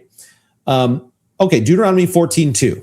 Each one of these criteria or criterion, this criterion is built off of a scripture or multiple scriptures. So there'll be a primary scripture and then there'll be supporting scriptures. The primary for this one, criterion 1, is Israel must be peculiar from the natives of Canaan. Deuteronomy 14:2, I believe this is a KJV, for thou art an holy people unto the Lord thy God, and the Lord hath chosen thee to be a peculiar people unto himself above all the nations that are upon the earth. In other words, I believe wholeheartedly that they're supposed to be identifiable and peculiar from the people of Canaan. Careful. And even their genetic appearance is going to be peculiar compared to the people of Canaan. Does that make sense? Sideburns. Yeah. Well, and before even diving into the haplogroups, let me just put a few things out there that a lot of people don't realize. I'm going to pull this up. I didn't have this for this exact moment, but I do have it in my notes. The Israelites are repeatedly described as having ivory skin. Can I ask you what the color of ivory is? Blanco. Wait, yeah, is that white in Spanish? Good. I got it. Yeah. So can you pull up the scriptures? Let's pull up a few scriptures because I think that this is going to start to make the genetic argument make a little more sense because the Israelites' appearance is described repeatedly in scripture. So if you go to Lamentations chapter 4, verse 7, you know what? You can do this on Bible Gateway. Let's type in several. So type in Lamentations chapter 4, verse 7, and then comma it. 7. Yep. Comma it. Then comma it. Go type in 1 Samuel or 1 Sam chapter 16, verse 12. Comma Song 5. Song versus Song, yeah. Song 5. What Chinese epistle is that? Songs of Solomon. Okay. Song 5 what? Song 5 verses 14 and 15. Song 5 verse 12. So if you do dash 15 and then comma 12, it should pull that. Yeah. And then comma Song chapter 7 verse 4. And then Revelation chapter 1 verse 14. Okay. This is just a handful. But this This makes the point before I even get into the haplogroups, right? I love Bible Gateway and all their ads. Okay, so let's start with that first one up there. Oh, wow. Lamentations 4:7. Okay. Her princes were purer than snow, whiter than milk. Their bodies were more ruddy than coral. Their beauty or their form was like sapphire. Okay. So I know we're speaking in poetic language, but snow is white, milk is white, and white people are described as ruddy all throughout history. Okay. Because they can blush. You can see the blood in their skin. They appear ruddy. They have a reddishness to them. That's just the first one. Let's read all of them because they make a point together. First Samuel chapter 16, verse 12. This is talking about David. It says, and he sent him and brought him in. Now he was ruddy and had beautiful eyes. Interesting.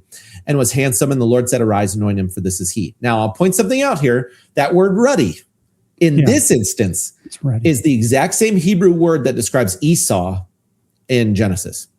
Same Hebrew word. And only David and Esau are ever described with that version of ruddy. In other words, David looked a lot like Esau. He was ruddy. And we know Esau is known as being kind of this ruddy, reddish looking with red hair guy. Okay.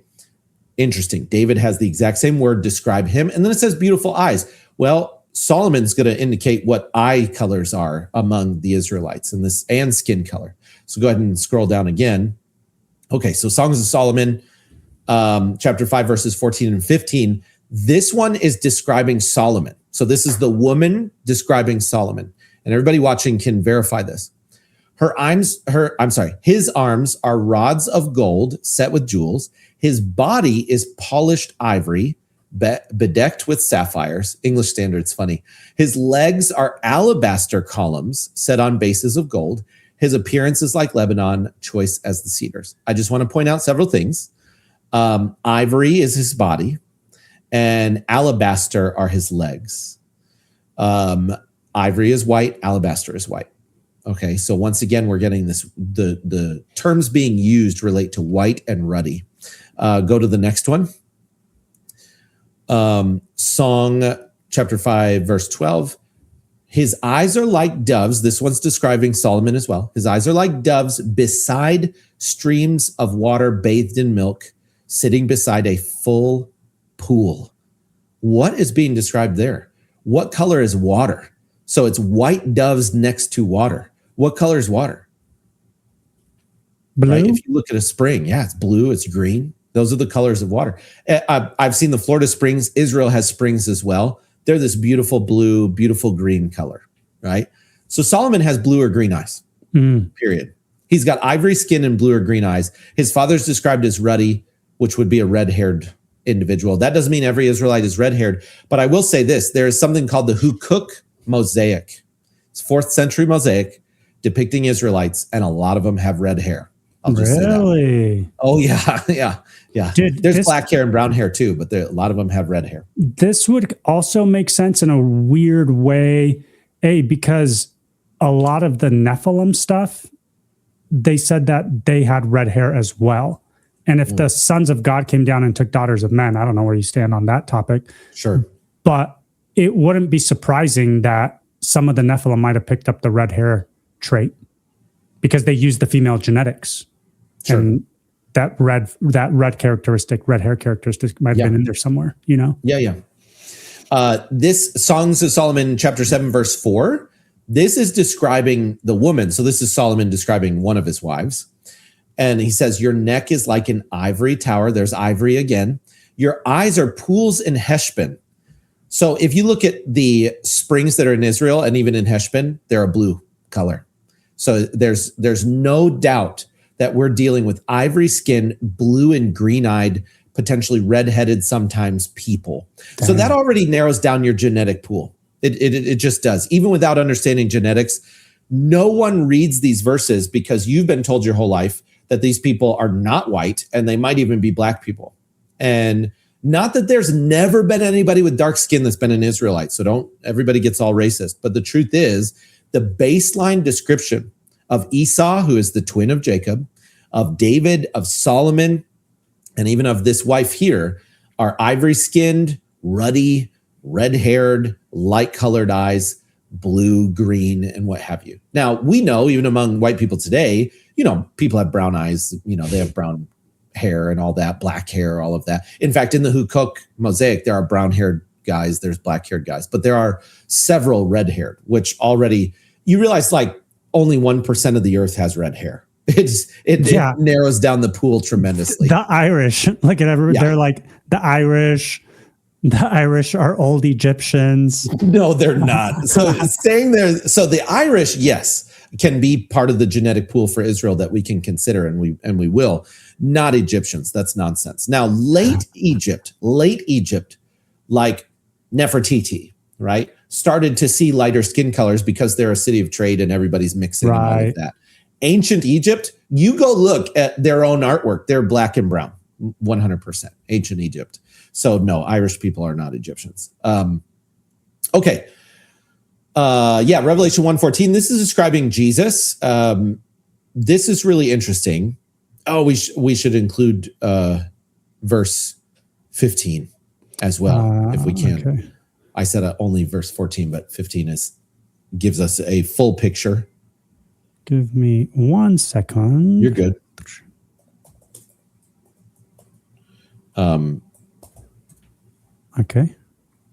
Okay. Boom. Let's. Okay, burnished brown. Okay, it does. Yeah. So ESV is doing a decent job. Okay, so verse 14. The hairs of his head were white like white wool. It doesn't say his hair was wool. It says it's white like white wool. So his hair is white like snow. His eyes were like a. ESV is messing with it a little bit. So the King James or the NASB. NASB? Yeah, the 95 right there that you're looking at. Yep, that one's fine too. That's the 2020 that you selected. His head and his hair were white like white wool. So in the Greek, his head and his hair are two different descriptions. So his head is white and his hair is white, like snow. And his eyes were like a flame of fire. Think about this with me for a minute. When you have a blowtorch with a gas flame and it's called a pure flame, what color is a pure flame? Orange and blue and yellow and blue. Yeah. If you have a perfectly pure flame, right? As it has impurities, it changes color, but that pure flame depending on how well your blowtorch works, but at that lower part of the flame, it's blue. So you could start to argue that if we're dealing with a pure flame here, we're dealing with blue eyes. Jesus having a white head, blue eyes. This is interesting too. His feet were like burnished bronze. Now people see that and they go, look, brown skin, right? Because bronze is brown. But the problem is it says when it has been heated to glow in a furnace. Well, if you go look at molten bronze, it's white. It's glowing white. So the description again is white. His skin being white again. Dude, I knew Jesus was white. So people think that when you talk about the race or the complexion of the Israelites, you're being a racist. We're literally just reading Bible descriptions, right? These are the descriptions in the Bible. They're ivory skinned, they're alabaster skinned, they have red hair sometimes, they have blue and green eyes. These people are going to be within that genetic distinction today. Does that make sense? Yeah. Okay, so we'll run through the 8 points quickly. I can do it fast. And this will start to make sense now that we know what they look like. So they're supposed to be peculiar, right? In the Levant, they've exhumed a bunch of graves. They've pulled up a bunch of graves, and they have pulled a bunch of bodies. And the most common haplogroups in those graves are J and E. J is going to be Abrahamic. E is going to be Hamitic. And that profile makes up Canaan. And J and E are in Israel or in Canaan, let me put it that way. They're in Canaan before the Israelites show up, during, and after. So J and E do not indicate to us who the Israelites are, right? We've got Hamites, we've got Shemites, we've even got Abrahamic people within J, but they don't indicate who the Israelites are. Well, very interestingly, buried in Israel are multiple haplogroup R bodies. Now, I'm going to start to point out why this is a huge deal. Tel Megiddo, Ashkelon, and Tel Shaddad all have haplogroup R bodies. Number one, these are very peculiar from the rest of the genetic profile of the Levant. But number two, these are Europeans and Russians, essentially. Now you go, oh, that's nonsense. There's no way that Slavs and Europeans are going to be the Israelites of the Bible. The interesting fact is all of these bodies that are haplogroup R that have been found in these ancient grave sites, number one, they are buried during the time that Israel is occupying the Levant, not before and not after. They are also, their strontium isotope analysis indicates they were born locally in the Levant. Now, here is a really cool diagram. So this diagram is from Argonaut Tamir et al. 2020, okay? The haplogroup R bodies is this bump right here in the Levant. These are a different group over here. But this whole flat line of essentially the same genetics, that's the Levant for thousands of years. Can you squiggle your mouse so we see? Oh, can you see it? I don't know. I'm sorry. There we go. I was doing it on the wrong screen. Okay, there you go. So outliers right here, okay? This group, these are the haplogroup R bodies. And this baseline here, these are the J and E bodies. In other words, the Levant has this profile in Canaan that has always existed. And then you got this peculiar group that just bumps out of nowhere. Now, secular science just calls them outliers. I truly believe this. The Bible calls them peculiar. So the Israelites are going to be genetically different from the Canaanite peoples. What's the duration of that whole time span there from beginning of graph to end of graph? Yeah. So you're going from Chalcolithic all the way to, you're going from, let's see, past Bronze Age, past Iron Age into, I think they went close to the modern age because a lot of these studies have to do with the Jews of today, and they're trying to figure out who they are, if that makes sense. Is it like a 1,000? No, it's got to be like a 4,000 year time span. Yes, right. It's more like 4,000 years. Yeah. Okay. And that's why the outliers are a huge deal. And this bump are people, their bodies that are buried at this time that the Israelites occupy Canaan. And they're not there before and they're not there after. Oh, and how much time elapses within that 3-line bump right there? Does it say? Is it 500 years? Is it? Yeah, so 1446 BC is the Exodus. So the Israelites would be in Canaan roughly 40 years after that. And so when you find bodies that are from what would be called the Joshua and Judges period, which would be like 1399, and then you go all the way to the first exile, the Assyrian exile, which would have been literally millions of people leaving. David would be about 1000 BC, and then Assyrian exile is going to be 7 something BC, which I'll give that to you in just a moment. So they are present within that exact window. That's what's wild about this. And then they're gone.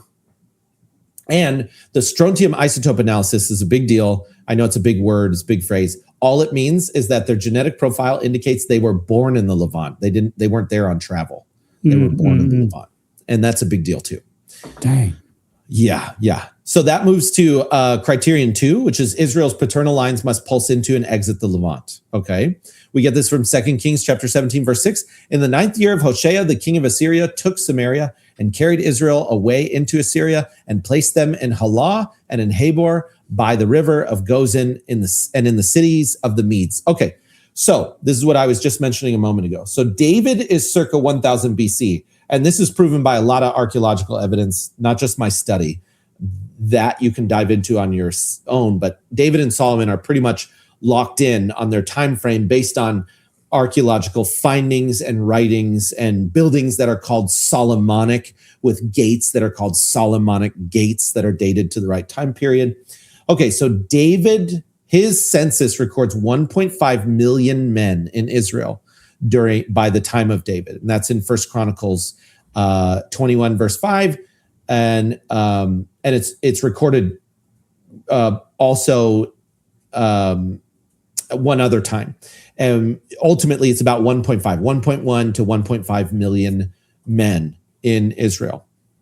After the Assyrian exile, which is 722 BC, which I mentioned just a moment ago, and the Babylonian captivity, which is 586 BC, this is a huge deal, my friend, only 40,000 total people are recorded, roughly, 40,000 total people are returning to the lands of Israel after the Babylonian captivity. So it's not millions of people that came back in Ezra and Nehemiah. So Ezra, to Israel, to Jerusalem and that? Yes, right. So from Babylon back to Jerusalem, back to Israel, the total number is 42,360 people in the biblical narrative. How do they, that's in the text? It says that number? Yeah. Look, I just pulled it up in Ezra chapter 2, verse 64. The whole assembly numbered 42,360. Oh man, that is not a lot. No. And Nehemiah chapter 7, verse 66, the whole assembly together was 42,360. So both books record the same number. Bro, so these guys, they loved Babylon. Dude. They loved Babylon. So Israel from Assyria also moves into Scythia. Okay. And then the Babylonian captivity is just Judah, because most Israelites had left during the Assyrian. So you're talking about millions of people left. Right. Then maybe another million or something, right? We don't know the exact number that goes into Babylon. We do know the number comes back and it's only 40,000. So that means from that time, for real, dude. So Israel would not be making a genetic impact on the Levant anytime after the Assyrian exile, essentially. Right. That's pretty wild. And definitely not after the Babylonian captivity. Even the Maccabean era, which Josephus records some of their numbers, their armies in the thousands. It's not large. It's never the size that it was during David and Solomon ever again. And then when you get to the destruction of the temple in 70 AD, and then the Bar Hakba revolt, 100 something, not long after that, you have no more Israelites in the Levant at that point. So eventually there's literally zero. Dang. So this group, whoever is the Israelites, has to pulse in, have a population impact, and then exit. Haplogroup R meets that criterion. So what I found out, this is Haber et al. 2020. These are two quotes. It's not the only study. Tamir et al. Indicates this. Feldman et al. 2019. Vandenbrink et al. 2017. I list so many studies, but Haber et al. 2020 makes it very clear. Look at this. During the Iron Age, circa 1000 BC, which I don't say BCE because that's a joke. I say BC. People with Anatolian and Southeast European ancestry admixed with people in the Near East. And then it says it again later in the study. It says, we found that significant genetic changes that were marked by an increase in Eurasian ancestry related to ancient Europeans and ancient Central Asians occurred after the Bronze Age, starting from Iron Age 2, circa 1000 BC. So in other words, the immense population impact of Haplogroup R in the Levant is during the Davidic kingdom. Wow. When Israel's in its strongest position of power in the whole biblical narrative. Dang. So J and E are there before, during, and after that. R is the only group that kind of shows up in Megiddo and in Ashkelon during the time of the Joshua Judges period, and then it peaks during the Davidic period, and then it tapers off after that. Amazing stuff. And that's just the second criterion. Hey, we have a quick question for you. Oh, yeah. How much time have you spent looking into this?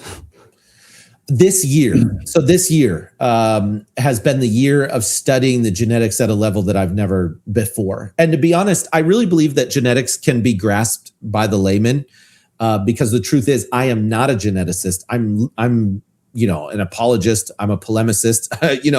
I argue the Bible and I appreciate academia, but I'm not a professor somewhere, right? Right. I release academic studies. So I try and make this accessible for the layman's mind because I believe that it's meant to be understood by us. And this study really I started diving into the Synagogue of Satan because of Charlie's murder. And then last year, and then this year, when the Epstein files came out, I was convinced they're the synagogue of Satan. They're not even Jews. And I was like, I've got to see what the genetics say about this. And that's what led to all of this, to answer that question. Thanks for the question, Mark. Okay, so hold on. Sorry. One more just came through. I have a question. Since Jews were not considered Jewish unless their mother was also Jewish, how does that work out in the research?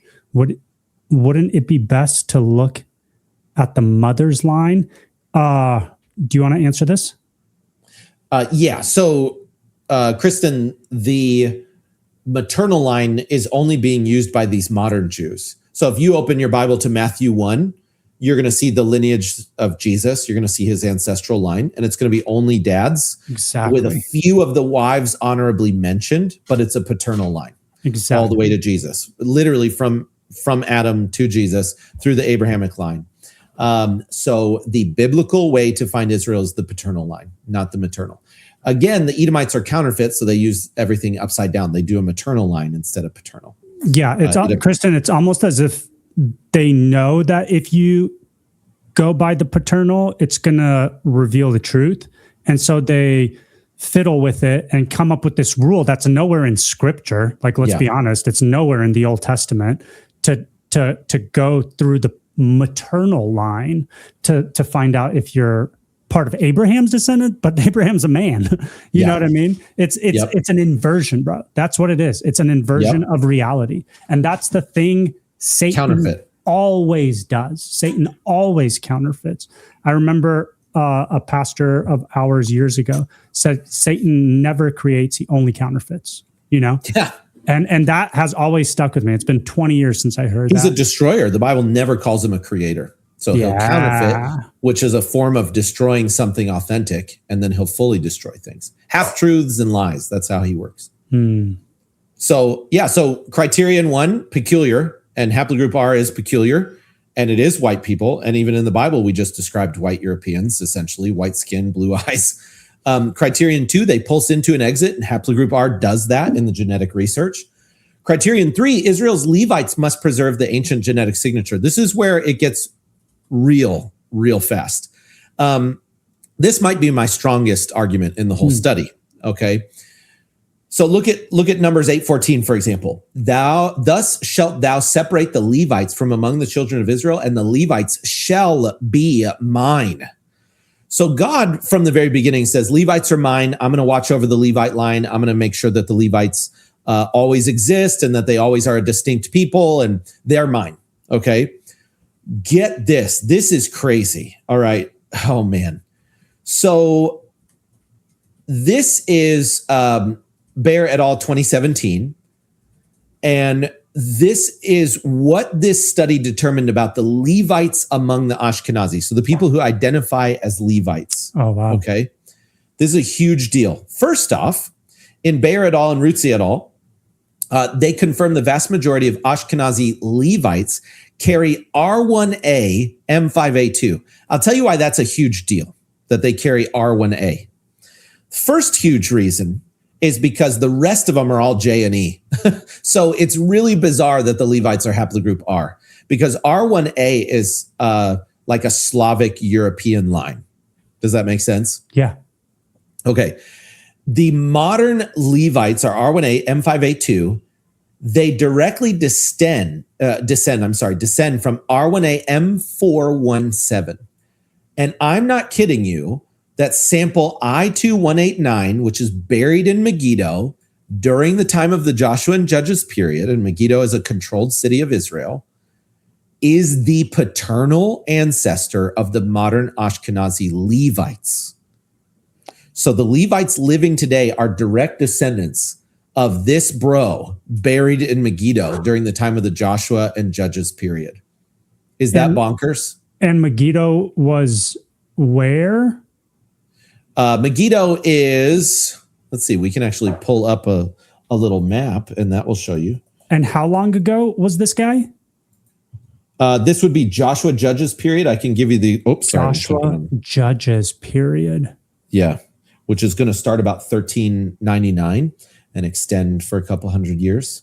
And this guy that they found is who they say. Well, here's the site. Here's the excavated site, actually. So this is, that's cool that this popped up as long as it actually shows up when I click it. This is the Megiddo site in Israel. It doesn't want to pull up the image. Let's see. What if I do this?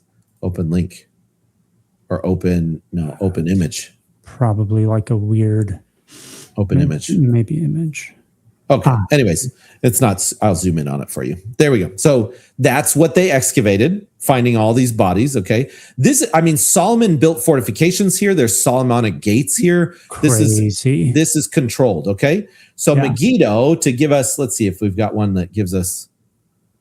Okay. Here's Gaza. Here's Megiddo. Here's Lebanon. It's right in the middle of Israel. Right. Most people know where Jerusalem is. Okay. So see, this one's better. This will give us a better idea. Okay. So you've got Jerusalem here. Sea of Galilee is up north. Megiddo is up near the Galileans. Okay. And then Jerusalem south. But it is very much Israel. Yeah, for sure.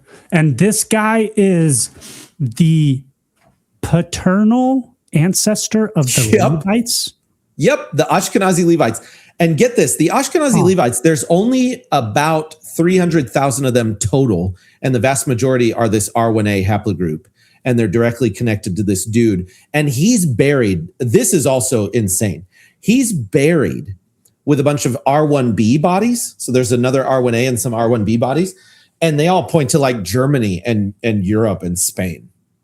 Dang. Yeah. And the R1As point to the Slavic peoples like Ukraine and Russia. So there's a body buried in the exact same strata. It's called the K10 strata. You can see it on the screen. At Megiddo, there's another body buried there that wasn't a haplogroup R, but they dated it directly. It was carbon dated directly to 1496 to 1302, which is right within that Joshua Judges period and the time of the Exodus, because Exodus is 1446. So no matter what, this body is in the right period of time. Israel's conquest, the 7-year conquest would have been 1406 to 1399. So it sits within the conquest all the way up to 1302, which would have been, roughly 100 years later. Okay. So it's, in other words, it's dated to the right time period for Israel as well, these remains. And the Ashkenazi Levites only, not all the Ashkenazi. There's 11 million Ashkenazi. Okay. And they are predominantly J, and then they also have E. And then you got this small pocket of Levites that are haplogroup R. And the Levites hold the original genetic signature. That's my argument. They're buried at Megiddo. They're with a bunch of other haplogroup R bodies. And these guys are all the original Israelites. You'll also notice that the haplogroup R Ashkenazi, oftentimes they look very European because they are that haplogroup R, or they'll look Slavic or what have you. So does that make sense? Are you tracking with me? Because I know it's a lot of information. Yeah. No, it's a lot. I'm not following the haplogroups by any stretch. I'm just listening to what you're saying after. I'm like, okay, I see what you're saying. You know what I mean? So to reiterate, J is the predominant group in the Levant, and R is odd. And R is what the Levites are, and R is also what Europeans and Central Asians are. So I'm sure the people listening are gonna be able to follow along. Yeah. No matter how many times you say it, it's not going to stick. Like, this is just my thing. I'm not going to remember. You're doing great. You're doing a great job. Let me just put it this way. I'm following big picture. I'm totally following. Europe and Central Asia is where, whoever the Israelites are, that's where they migrated to, is Europe and Central Asia. So if you pull up the study, again, I'll show you this graphic. This is from the Bayer et al. 2017. This was a study of the Levites. And they have a Middle East origin. They don't start in Europe. So there's this argument of starting in Europe and then going to the Levant. No. Their genetics show up in the Middle East during the time of Israel, and then they migrate later into Europe and expand. This is just the Levites. We're not talking about all the Ashkenazi, just the Levites. This is, again, not a Christian study. This is just secular people studying out the genetics and realizing, oh, this haplogroup R group, they started in Levant and they migrated to Europe. Isn't that interesting? And they're like they're in Spain, or where did they land that first arrow? If you go up real quick. Oh, so this is a mix, right? It goes east and west from there. Yeah. Spain, yes. Spain is a huge location. All of Europe actually is full of haplogroup R. Wow. Also very interesting is haplogroup R it's the last haplogroup to show up in Europe. I is there well before haplogroup R. In other words, R would have migrated into Europe late because they would have been pushed out of the Levant. Does that make sense? Yeah. This also connects some dots for me as to why the people currently in Israel, my sock puppet friends, why they're the ones leading the charge to open up Europe to the Muslims, which will eviscerate Europe and its culture and its history and its everything, because they're trying to get rid of the Israelites. Yeah. I'm actually convinced they figured out this genetic reality before we did. Of course they did. And that a lot of this replacement migration that you're seeing today is exactly that. Holy smokes. It's literally to obscure and hide this truth from getting out there. Yeah. Wow. And notice they've really pushed migration. So genetic studies are 30, 40 years old. Like all of this is new. Like even the studies I'm citing right now, they're 2015, 2017, and look at when immigration has really bumped up. When did it start to bump up? Right. In literally the last 15 years at levels we've never seen before. Definitely the last 25. Yeah. And look at when they purchased 23andMe and all the big data on genetics. You're figuring it out, man. It's just another one of the Jewish questions that's getting answered. Man. Yeah. We had another question from Kristen. The Levites weren't given a land of their own. I've wondered if the Nabateans were part of that line. Rich, any thoughts on this? The Nabateans. Yeah. So here's what's interesting about Levitical history, and it makes sense why there would be 300,000 Levites among the Ashkenazi today that are a whole different haplogroup than the rest. You can study this out. They would embed with converts to Judaism even well before the time of Jesus. So if you converted to the God of Israel, Levites would move to your nation. Wow. And they were designed to do this. So in Egypt, you will find an ancient synagogue built by Levites. That's from the Davidic Solomonic, period. You'll find synagogues and altars and what have you, because there are periods in Egypt's history where even pharaohs served the God of Israel. Dang. So, for example, Josiah is one of those periods because the Pharaoh of Egypt is serving the God of Israel at that time, and he butts heads with Josiah, who doesn't believe him. And Josiah ends up dying in the battle because God was sending the Pharaoh to where he was sending him to do his bidding that he had commanded of him. So the Levites would embed with converts, and that means they embedded with the Edomites. When they converted under the Hasmoneans, Levites would have embedded with them. So you're going to find R1A in areas where converts were, but they're still genetically distinct. They're completely different from the rest of the Ashkenazi profile. So hopefully that answers her question. That's rad. I can't believe the Levites were missionaries. That's kind of cool. They're gods. Exactly. They are the ministers. So they go where the converts are and they build synagogues and stuff. Really cool. Really cool, man. Okay. Add to stage. There we go. Okay, criterion 4, the tomb of the shroud. This is a cool one. So this is not the Shroud of Turin. This is the tomb of the shroud. Okay, 2 different tombs. I'm not talking about Jesus's shroud. I'm talking about something called the tomb of the shroud. This tomb, the tomb of the shroud, reveals Israel must experience leprosy and tuberculosis at the highest levels. What? Deuteronomy 28 goes into these diseases, and I quote one of the verses in verse 27. The Lord will smite thee with the botch of Egypt, and with the emerods, and with the scab, and with the itch, whereof thou canst not be healed. This is understood to be leprosy being described here. And then tuberculosis is also identified in other verses. For example, consumption is understood by scholars to be tuberculosis. So verse 22, the Lord will smite you with consumption. Okay, so These are curses that are pronounced over Israel when they're in rebellion. Now, the tomb of the Shroud in Jerusalem, it's a 30 AD tomb that they exhumed because some, robbers broke into it. And as a result, they said, okay, well, in this one case, we'll exhume this grave. Now, this is also huge question mark, huge red flag. The Ashkenazi prevent graves from being exhumed, specifically Jewish or Israelite graves, which it'd be super easy if we just exhumed, 10 graves that are guaranteed Israelite graves and gave everybody the haplogroups and the genetics for them. We'd solve the genetic question in a day. Okay.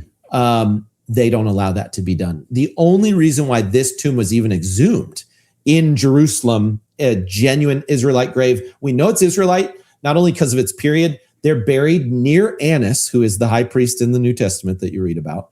They also all have Hebrew names. So every grave has a label with the name, and there were names like Miriam and what have you that were definitely Hebrew names. Okay. There's a few things about this grave that are wild. First and foremost, the two diseases found are leprosy and tuberculosis. Well, guess what?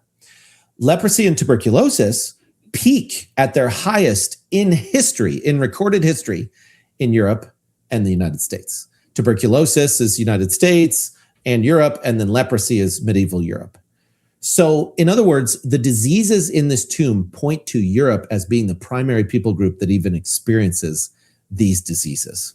And that's based on those verses where Israel is cursed with those particular diseases? Yep. So we see in Deuteronomy 28 some of the diseases that they would receive. And then this grave, a couple of the bodies had these diseases, leprosy and tuberculosis. And so they point us towards, okay, well, where have those diseases peaked historically? It's Europe. Guess who lives in Europe? Haplogroup R is the predominant haplogroup again. Now, here's where we get conspiratorial with this grave, okay? They gave us only the maternal DNA. They did not give us the paternal DNA. And there was a body in this grave, my friend, with hair on it still. Teeth, hair, everything you need to get an accurate paternal haplogroup is there. And they didn't give it to us. They said, oh, we couldn't get it, which is a total scam. I can guarantee you that they got it and they didn't release it because it would have been, here's the big deal that would be created. Okay. Mark asks, red hair? Yeah, no, I don't think it was red. I don't know. I think it was brown or black, but still it was hair on a body. Right. Means it's well preserved. Of course. That's a huge deal, right? And then you've got teeth, you've got everything, right? It's a tomb. And this is a male, well-preserved male. They don't give us the paternal group. They give us maternal instead. They said, oh, we could extract the maternal. What I've studied out now, that's a total scam. Something happened there that's being hidden. Okay. So that's conspiracy. But what they did give us is maternal. Guess what they gave us? They gave us HVT and W. HVT and W. These are female lines. HVT and W. Get this. Haplogroup H peaks highest in Basque Country and Wales, which, by the way, everybody knows where Wales is. That's in the United Kingdom. Basque Country is in Spain. Right. So haplogroup H, which is in this Jerusalem Israelite tomb, peaks in Spain and in the United Kingdom. Dang. I know. And then haplogroup V is highest in Fennoscandia, so in the Scandinavian region and in Finland. Haplogroup T, which was another one that was found in the grave, is highest among Eastern Europeans. So the Slavs oftentimes have haplogroup T, and we've already have R1A pointing towards the Slavic people.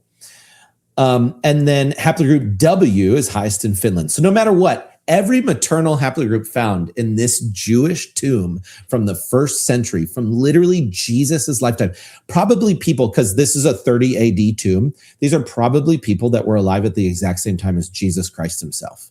And again, they're near Annas, the high priest, which we know for sure was alive during Jesus's time.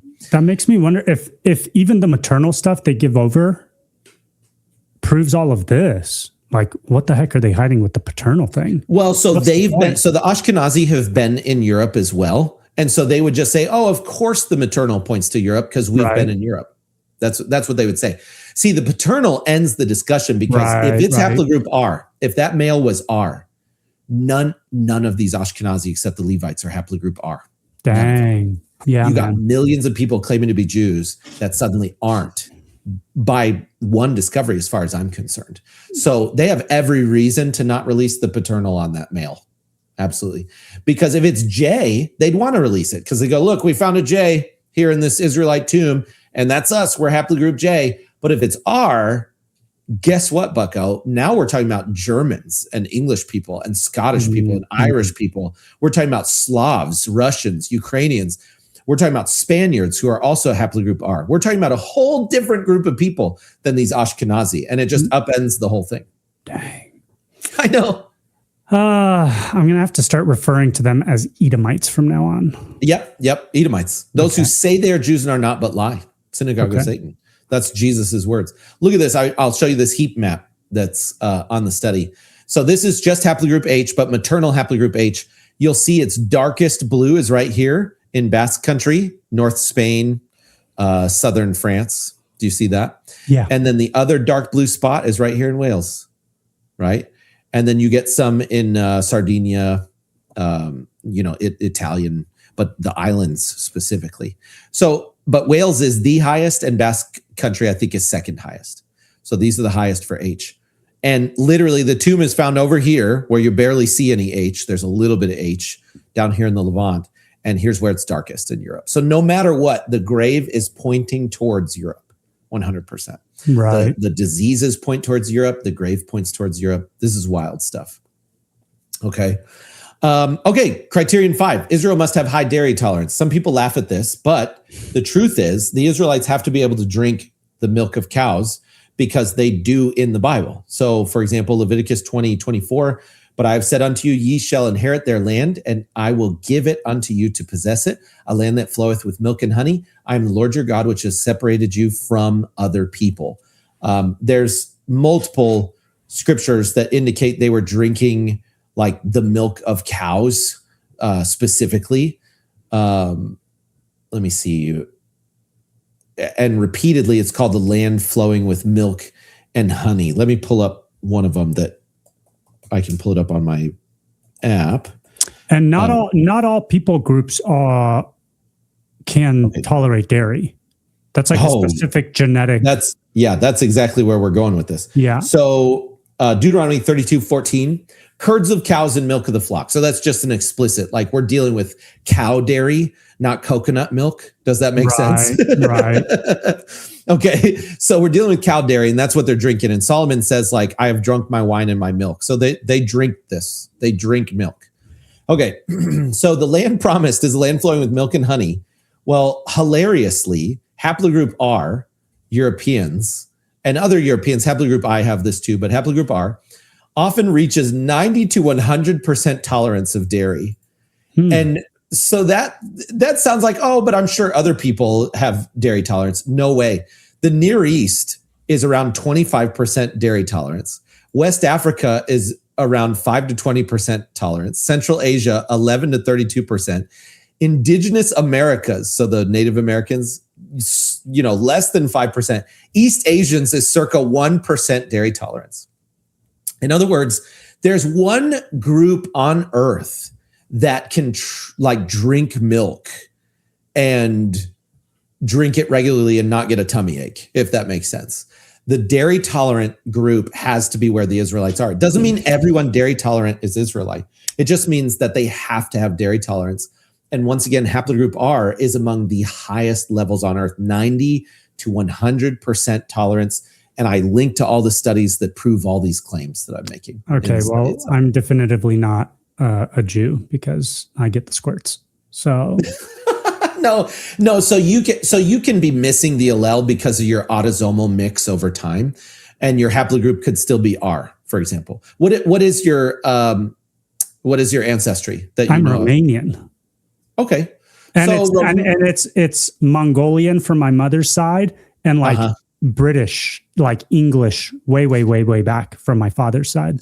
So that Mongolian side is going to have a low dairy tolerance, right? Yeah. The European. So you probably caught part of that Asian lack of dairy tolerance. But your paternal line could actually still be intact. So we'd have to actually get you tested ultimately.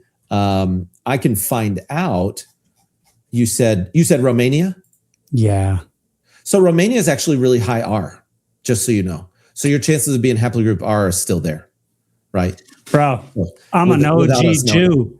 Oh my God. I could talk so much about him now because I'm one of them. Shabbat Shalom. Well, that's why they say that, bro, that's why they say that we're not Shemites, that we're Japhethites.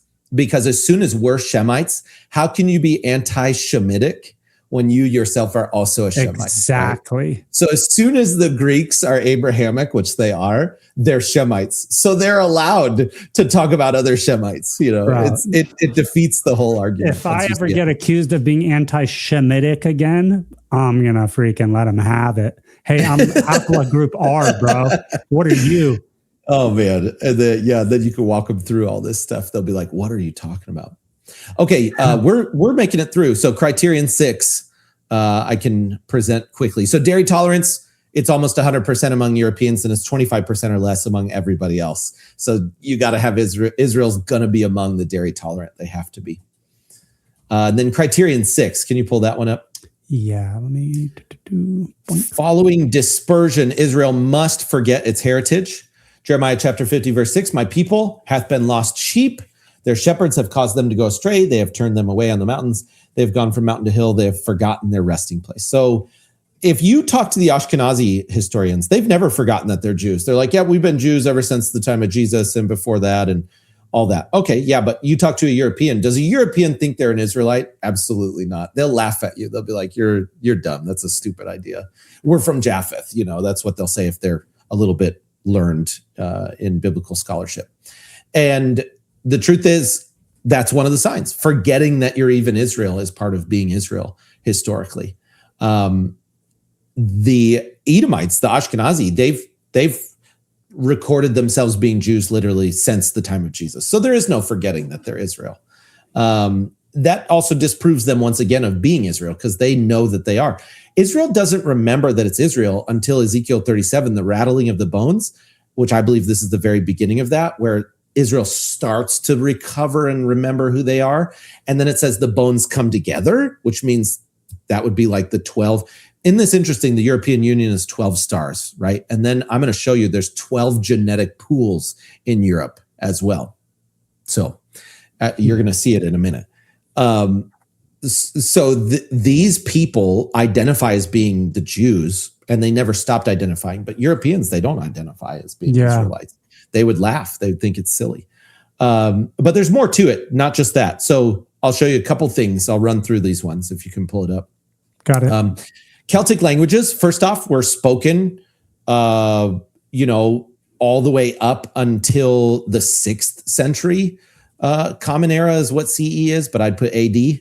And it was widely spoken in the 3rd century. And then today, these dark greens, it's really like narrowed down to some of the Irish, some of the Scottish, some of the Welsh and Manx.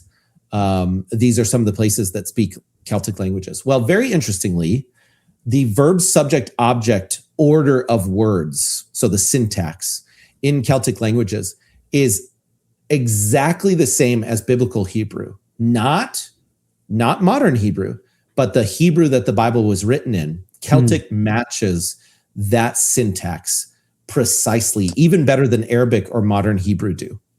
Celtic matches it. Celtic languages, which is multiple languages, by the way. And you can see some examples. I put examples on the study of how these sentences are structured. So drank the man water is verb, subject, object. And that's exactly how, for example, Irish and Welsh languages work in other Celtic languages. Inflected prepositions is another signal of a Hebrew origin or an Afro-Asiatic origin, because they'll combine two words, which is what an inflected preposition is. So they'll make, from you in Irish is a sot. They make one word out of two, out of the preposition. So that's just running through it quickly. English common law, very interestingly, is very similar to Deutero-Canonical law. And one of the keys to it is a jury of peers. That's an idea from Moses. And to make that make sense, Roman civil law does not have a jury of peers. It's like a state rule design, state is authority. And so there are signals in European culture, in the languages and the laws, that there's some level of Shemitic heritage there that they've forgotten about.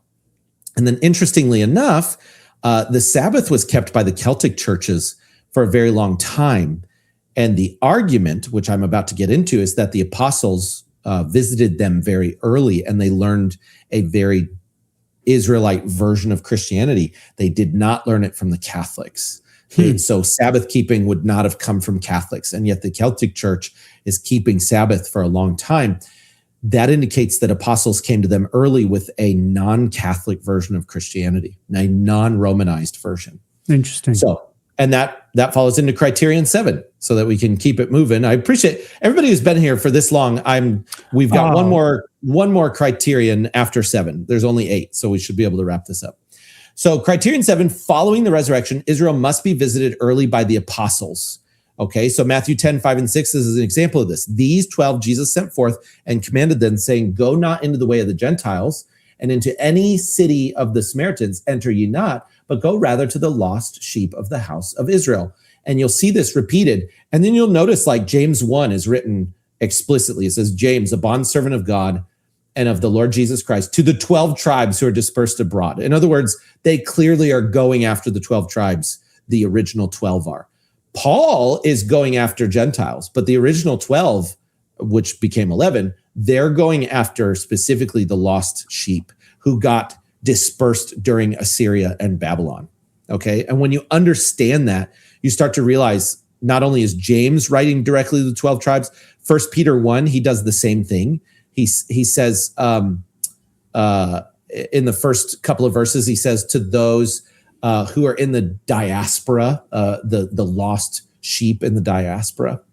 So they're definitely going after them. And then Paul confirms this in Galatians 2, because he says in verses 7 through 9, he says, but on the contrary, seeing that I had been entrusted with the gospel to the uncircumcised, just as Peter had been to the circumcised, for he who effectually worked for Peter in his apostleship to the circumcised effectually worked for me also to the Gentiles. So even Paul makes the distinction that Peter was aimed at lost sheep, genetic descendants of Jacob, while Paul was aimed at Gentiles.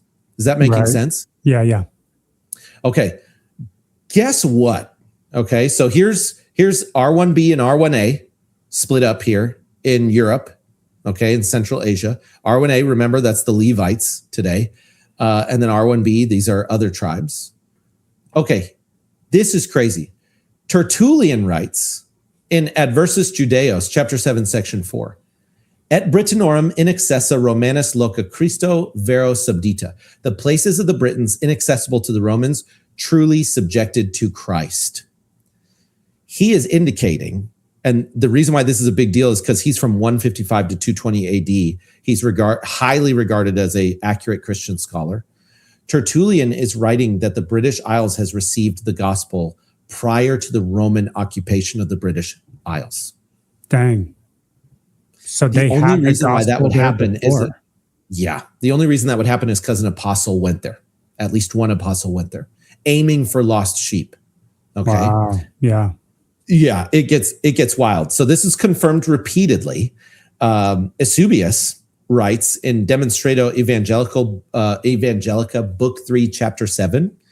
He records the apostles and earliest disciples, quote, crossed the ocean and reached the Isles of Britain, end quote. So he's another one saying the apostles went to Britain, explicitly writing this, by the way. And then Gildas is 6th century. He's a monk. He writes in De Excedio et Conquistu Britanniae, section 8. He says this, that the gospel reached Britain during, quote, the latter part of the reign of Tiberius Caesar. And you can study this out. Tiberius's reign ends in 37 AD. That's when he dies. So that means between the resurrection in 31 and Tiberius's death in 37, the gospel reached the British Isles. There is only one reason why that would be the case. And it's because the apostles were hunting down where the diaspora had went. They didn't just go to Turkey Turkey's one area where they knew some of them were, and then they learned from those people where more were, because they still had some connections. This is as big of a deal as the Greeks writing the Jews and saying, hey, we're kindred of Abraham. The fact that the apostles are going to the British Isles within just 5 or so years of Jesus's crucifixion is 100% proof that they were going after lost sheep. Yeah, that's not even necessarily on the path or the trajectory. You have to intentionally. That's a direct shot. Yeah. Going there, Yeah. And get this, the Scottish Declaration of Arbroath, which you can pull this one up. This is pretty cool. This is from 1320, much more recent than those other writings. But first off, they invoke the Israelites. This is like their Declaration of Independence for the Scots, okay? They quote, say, 1,200 years after the people of Israel crossed the Red Sea. That's when they leave Scythia, which is just north of Assyria, and make their way to the British Isles. Like they outline this in the document. And then they also declare that St. Andrew, which is why there's a St. Andrew's Scotland and a St. Andrew's Church in Scotland, that St. Andrew is the one who came to the Isle, which is Peter's brother, and told them the gospel because they were lost sheep. So you can read that document on law websites and all that. This is their Declaration of Independence. I put a picture of it because it looks really cool, and all the stamps from all the tribes and all that, the Scottish tribes anyways. And they declare that Andrew brought them. So that's Tertullian, Eusebius, Gildas, and then the Declaration of Arbroath, all making the exact same argument that the gospel reached literally before Tiberius died, right after the crucifixion. There really is only one explanation. Dude, that's crazy. They're Israelites. Yeah. It doesn't mean the Vikings were Israelites. Vikings are haplogroup I, but the Scots are among the Israelites. They're haplogroup R. Crazy. How do Christians not know this information? That, hey, the gospel reached these places long before the Catholic Church? I'll put it this way, because modern scholarship is a control mechanism, because if you don't agree with what you learn in seminary, you won't receive the MDiv. For sure. For sure. So you're looking at a guy that doesn't have an MDiv. That's why. Man. You get what I'm saying? Bro, so, no Masters of Divinity, you're dumb. You can't speak as any authority. Sorry, I've got half an MDiv, so yeah. I dropped out because I was getting married and I was too busy. But being talking about not having an MDiv, awesome info. Can't believe you put this all together in the last year. The Holy Spirit has obviously been lit lit that fire in you. Thank you for your obedience. So I guess Amen. It is the Holy Spirit. Yeah, it's definitely not me. Yeah. What I've noticed, Rich, talking to people, I'm happily surprised by people who don't have degrees from seminaries. And typically the ones who do have degrees from seminaries all regurgitate the same nonsense, man. Yep. They have no original thought. Especially when it's always dispensationalism. This is what the Bible told us. Or I'm sorry, Zionism. That's exactly right. It's almost as if seminaries have become an institution of brainwashing. I think they're co-opted. Yeah, I totally believe that. I think rabbis and Hebrew scholars absolutely have co-opted Christendom. Look at this, right? Harvard was a seminary run by Christians. And now it's a joke, right? And then Christian seminaries typically are super Zionist dispensationalists, just like you're talking about. There's a standard way of believing things. There's a standard way of teaching. And then the preacher has a vested interest in towing the line because his tithe gets cut off and he gets fired. If you talk like me, see, I have a house church. I preach and I ask people to make donations, and I'm not tithe dependent. I'm not board dependent, none of that. And so I just share what the Holy Spirit shows me. And then I say, hey, would you like to support me financially so I can keep doing this? So by being in that position, you can't actually stop me by firing me from a church, right? Because I'm not looking to pastor one of your mainline churches. I'm looking to do online ministry and in person by founding a church, and running a house church like they did in the book of Acts. Yeah, man. As dispensationalism starts to kind of crumble and crack a little bit, I think that model is going to go away also. The church model that we've known, courtesy of, honestly, of dispensationalism. Like, it has come, the model, the way we do church today has followed the growth of dispensationalism in America. This isn't how we used to do church. This wasn't how they did church back in the 1500s during the Reformation and up until Darby, until like the Azusa Street revivals and all these kinds of weird American spiritual revivals. That's when. Go ahead. You look at, you brought up the I just wanted to interject with Luther. He wrote on the Jews and their lies, and look at his language towards them during his time. What Protestants talk that way today? Just a couple that have been on my pod. I know. It's crazy. And then the people that try to defend dispensationalism and that system and that interpretation, when you start bringing this up, I can't tell you how many times I've heard people who are like, oh, well, this is the stuff that led Hitler to do what he did. Yeah, yeah. And I'm like, you think I'm Hitler? I'm not running a country. I'm not leading a group of people against the Edomites. You are allowed to identify inappropriate and even wicked, sinful behavior. So let's say they are the Israelites of the Bible, which they're not. They're not. Look at how many times God sent prophets to tell Israel they're being wicked and they're going to get destroyed. Exactly. So the idea that I'm not allowed to say anything bad about the Jews goes against a huge portion of the Bible, where the Jews are being contended against by prophets and they're being told to repent and return to the Lord. So of course we can call them out and call them to repentance, but they're not even, like I said, they claim to be Jews. They're not. So how much more are we supposed to call the Edomites to repentance? So criterion 8, this is the last of the criterion, and this is the grand finale. And I appreciate everybody who made it this far, and I thank you for having me on the show. This has been a information heavy one. So criterion 8, in the last days, Israel must be predominantly north and at the ends of the earth. This is so amazing. So Jeremiah 31:8, and you'll notice anybody who reads through this, I also link to a ton of other scriptures, right? And you can pull those up and read them to make my case, but I'll focus on one. So Jeremiah 31:8, behold, I will bring them from the north country and gather them from the farthest parts of the earth, among them the blind and the lame, the pregnant woman, and she who is in labor, together a great company, they shall return here. So whoever Israel is, just like the dairy issue, just like the apostles visiting, just like the tuberculosis and the maternal haplogroups, just like the Ashkenazi Levites, they must be north of the Levant, and they must be at the farthest parts of the earth, and they must be a large company, a giant population of people, because there were 12 tribes and they just kept procreating, making more people. So if they're at 1.5 million men at 1000 BC, how many people would there be today? Well, there'd be hundreds of millions, at least, okay? So we're looking for a giant company. The way Ezekiel 37 says it is a great army. The way Jeremiah 31 says it is a great company. Multitude, as the sand of the seashore, right?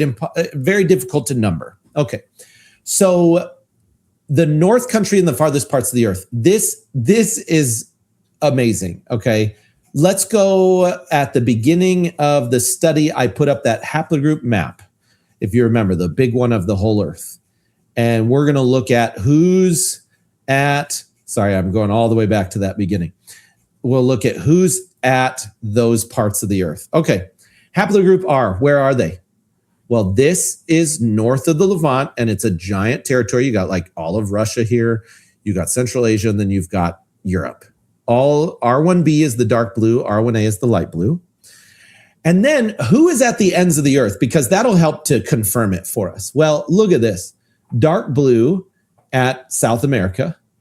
Dark blue at South Africa. Dark blue at Australia. And dark blue in Zealand. These are all haplogroup R. And they're occupying the ends of the earth. And I'll say something super offensive here. This is great. Okay. The whole story of the Old Testament and Canaan is the Israelites colonizing Canaan. So God says to Moses and Joshua, wherever you set the sole of your foot, I have given it to you. And it's currently occupied by an indigenous group known as Canaanites. Right. And whoever the Israelites are, they colonize Canaan.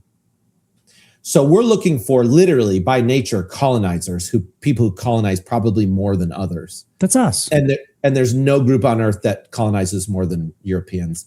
And then they exist at the ends of the earth, exactly as the Bible prophesied, says this giant group of people is going to come to Israel from the ends of the earth and from the North Country. And that's exactly where Haplogroup R is.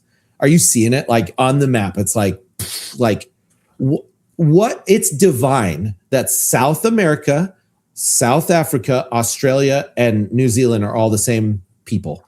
Now, I get it. South America, people go, oh, yeah, but that's Spanish people, right? Yeah. Spain is Haplogroup R, just like Germany. So this is where people get confused. There are some autosomal differences, but they're all the same paternal haplogroup. They all come from the same dad.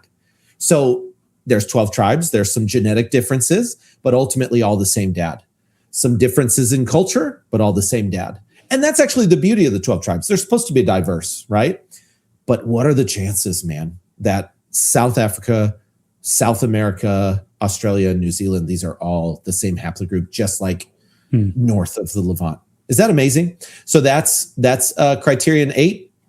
And then here's the icing on the cake. If I haven't convinced you this whole study, this should convince you, okay? So I gave a Gleason map, which really helps you to identify the ends of the earth, right? Africa, South America, Australia, New Zealand. These are literally the ends of the earth, okay? But here's the deal. So these are all the scriptures that talk about the North Country and the ends of the earth. And then this is the final observation of the study. So this is Lazardus et al. 2015. It's called a principal component analysis. It's where they take a bunch of genetics and they group them together, and it's to identify them. And this was done for the sake of the Ashkenazi, not for the sake of the Europeans or the Arabs. They wanted to see, where did the Ashkenazi fall, when we show the Europeans and we show the Middle Easterners. And they fell in between the two. Now, this is interesting because Jacob and Esau would be genetic twins at the start, but whoever Esau is, whoever Edomites are, they would pull away from Jacob, wouldn't they? And they'd start to pull towards the Levantine or the Canaanite people because they were intermarrying with them regularly, right? So the Israelites did it some, so there would be a couple of groups that pull towards the Arabs, but the Ashkenazi or whoever the Edomites are, they would pull the furthest. And guess what? They're pulled that way. But if you're not convinced, there are 12 genetic clusters in the European circle there. Right. There's Slavics up here in the yellow, Baltic, Central European, Balkan, Germanic, French, Italian, Sicilian, Spanish, South French, Basque, Sardinian. You are looking at the 12 genetic clusters for the 12 tribes of Israel. Every one of those 12 is dominant.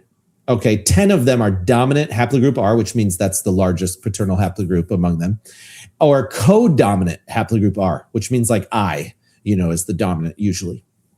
And all of these are haplogroup R dominant. Now, to make this make sense, Germanic includes not just Germans, but English people, Scottish, Celtic peoples, the Irish, and so on and so forth. So there are 12 genetic clusters. This was not done on purpose. This was done to identify the Ashkenazi and see where they are on a PCA. But consequently, 12 genetic clusters showed up in Europe. And there's 12 tribes of Israel. And so you're looking at the 12 tribes. And so explain to me again what this graph shows. It shows those 12 clusters departing from that line over there on the right side of dots. So in that red circle, those would be the 12 genetic pools that are all similar to each other, but distinct. So that would be like 12 brothers, right? 12 tribes, 12 brothers. And then the Ashkenazi, who would have been inside of that circle had they not intermarried because they're Edomites, they're pulled out of that genetic cluster, which would happen. So Jacob and Esau start off as twins, but Esau marries Canaanites and Ishmaelites, which would be Arabs and Africans and a number of different groups, right? Arabians, Levantine peoples, and they pull out. So everyone you're looking at is descendants of Shem, and majority of them are also Abrahamic. But not everybody's Jacob. There's 12 tribes of Jacob, and then there's Edom, which pulled towards the Canaanites, and then there's the Levantine peoples and the Arabs and all of that, which would have been the peoples living in Canaan during the time of Israel. So the fact that there are 12 genetic tribes or clusters here, the probability of that has to be astronomical, that it would just occur, but it's not the Israelites. So when you take all 8 criteria plus this PCA, this is an extremely difficult conclusion to argue against if you're being intellectually honest. Haplogroup R are the Israelites, and there are 12 genetic clusters that actually are dominant haplogroup R on earth, and they happen to be north and at the ends of the earth, just like the Bible said they would be in the last days. And Edom happens to be ruling in Jerusalem, just like the Bible said they would be in the last days. My point is, the Bible is 100% true. Everything it says about the last days is true, and the genetics is literally showing us that truth. The Edomites are ruling in Jerusalem. They're pulled away from Jacob because of their intermixing, and then Jacob's still got 12 clearly defined tribes. Dude, wild, man. And those are all the points with the cherry on top. Is that wild? Yeah, it's crazy. It's wild. Man, definitely a lot of info. I'm gonna go back and have to watch the whole thing. You know what I mean? Yeah. But I think a lot of the folks that stuck around, it does make sense, even though it's so rich and dense. And it's hard. I'd be curious if there's anybody out there who's gone this deep, who disagrees or comes to like a different conclusion than you. Obviously, I haven't done this work. There's nothing I could say against it. To me, all of this makes perfect sense. You know what I mean? I actually just had a debate. Really? That on is this? already, it's hosted on Frojax, their channel. But I'm actually about to post it onto my channel as well, at Rich Tidwell. And it was a full-on debate of this study with a pagan European who wanted to debate me on it.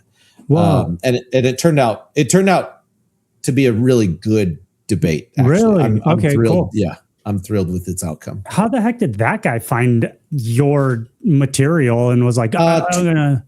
Yeah, so the material's been getting out there. I'll just say that, like on YouTube and Instagram and X, there's people that have been sharing stuff as a result of my studies. It's not just my stuff that I'm putting out. They're putting it out, and then they're linking people towards my content and what have you. So the Lord is at work with helping people understand this. And I've posted it academically as well. I put, so this, like I said, we went through the blog version. This is on academia.edu with, I think 170 something citations. So it's a very thorough study. It's not a waste of your time to read it either. Man. You know, I'll definitely watch that debate. I'm so curious to see the other side and what the arguments are and how they approach it. Can we hit a couple questions real quick before I let you go? I know you got 9 kids you got to attend to here soon. Okay. This one was from Kristen a little bit earlier when we were talking about how they, who was it? Somebody like silencing us, you know, and going through and infiltrating the seminaries. And that's why they want to kill anyone who speaks against their wickedness. They killed the prophets and that said there wasn't, the prophets that said there was not going to be peace and they would not, and they would be punished by God. That's true. They killed all the prophets, you know, and they killed the Messiah. So kind of in that same violence vein that is predicted for this group of people. So all people groups participated in the crucifixion of Jesus, but it's interesting because the Edomites are instrumental, right? They've infiltrated the kingdom as king, the Sanhedrin, and then one of the 12 disciples. It's pretty incredible when you see it. Yeah. Okay. Another one from Kristen a little later. What group are you? So I'm waiting on my confirmation on the paternal haplogroup, but I am already with my autosomal. I'm 98% British Isles. So I'm fairly confident that I'm haplogroup R. Brother. Fist brother. But I didn't know that, you know, when I was diving into this. I just started with scripture, and then I started with the bodies that were in the Levant. And it just so happens that haplogroup R is Europeans. I didn't make that happen. That's just That's what's there. I didn't know I was a Levite until this conversation, and here we are. Okay, we had another question. I'm curious who haplogroup I. Oh man, somebody's paying attention. Haplogroup I and haplogroup I G and haplogroup G are in the Bible's context. Sure. Of haplogroup R being the Israelites and haplogroup J being Ashkenazi. Did they play any role in the biblical narrative? Sure. So G is Georgians typically. It's not related. That's not why it's G. But they're going to be definitely Shemitic as well, who moved north, and I as well. Can I tell you exactly whose descendants they are? No. I do know that J is Abrahamic. I know that. And then I know that R is the last mutation. It's the most recent mutation of the Shemitic pool. And I believe God caused it at the time of Jacob on purpose to make the peculiar people, because from the beginning he said they're peculiar. So I don't have a direct answer on who G and I are. I do know that they're Shemitic. And then I know J, of course, is also Shemitic, but it's Abrahamic specifically because we have multiple confirmations of Abrahamic descendants being J. She follows up with, because if I, G, J, and R are all European Shemitic, then were the other two haplogroups, G and I, absent from the events of the Bible, or were they known by different names?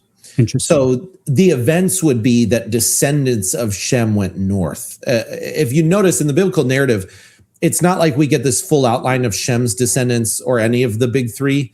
But we get some indicators of where they went and what they did after the flood and how that all worked. But the focus is Abraham, and the focus after that is Israel, Jacob specifically, and Edom.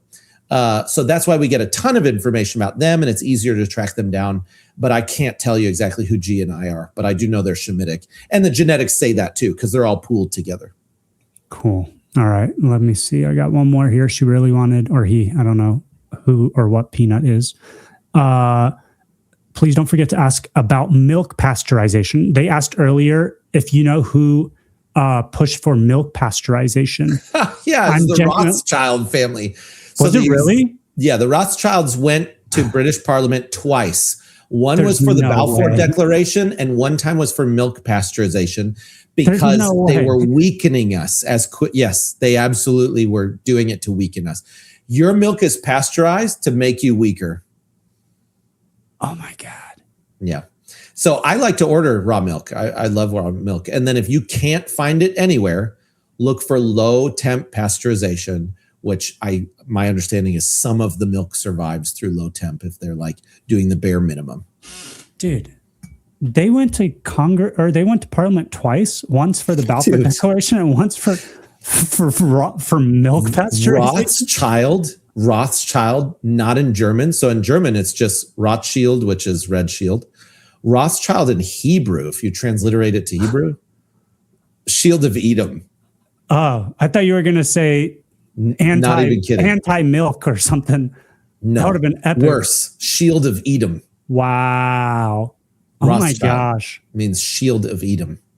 Well, you heard it here first, folks. Get that raw milk. Stick it in the face of the Rothschilds.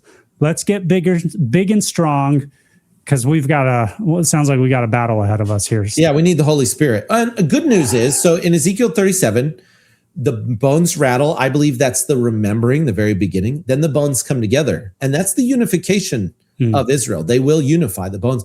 And it says sinews and muscle grows on them. So they strengthen. They come together. They strengthen.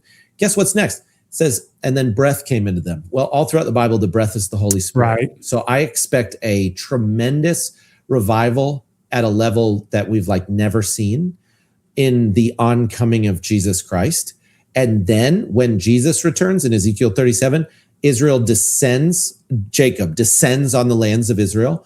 And that's when Edom is defeated. Oh, like real Jacob. Yeah. Yeah, real Jacob, ethnic Jacob. Plus those who are grafted in. I totally affirm that non-ethnic Israelites who believe in Jesus are called Israel as well. But that is just too often people act like ethnic Israel doesn't exist, and God said, no, they'll never stop existing. And Romans 11, the whole premise of it is that there's natural and unnatural branches, and the conclusion is that you can be grafted in by faith in Jesus Christ. Okay. We're not doing any eschatology stuff. It's been 3 hours. Yeah, 3 hours. Yeah, I'd be happy though to talk about eschatology on another one. We could definitely talk about it. I'm obviously not the Amil expert, as I only have less than a year under my belt, but a lot of dots have connected in a new way, which makes the Bible make the most sense to me. Well, I'll come prepared to try and get you back to pre-trib then. Bro, it's one of those things where once you see it, you can't unsee it. You know what I mean? And having come from pre-trib my whole life and defending it and knowing Edom being in Israel is part of literally the pre-tribulation narrative in Scripture. It can be, but I bet you anything I could find a way to make sense of it, from my perspective. Yeah. Guaranteed. Don't worry.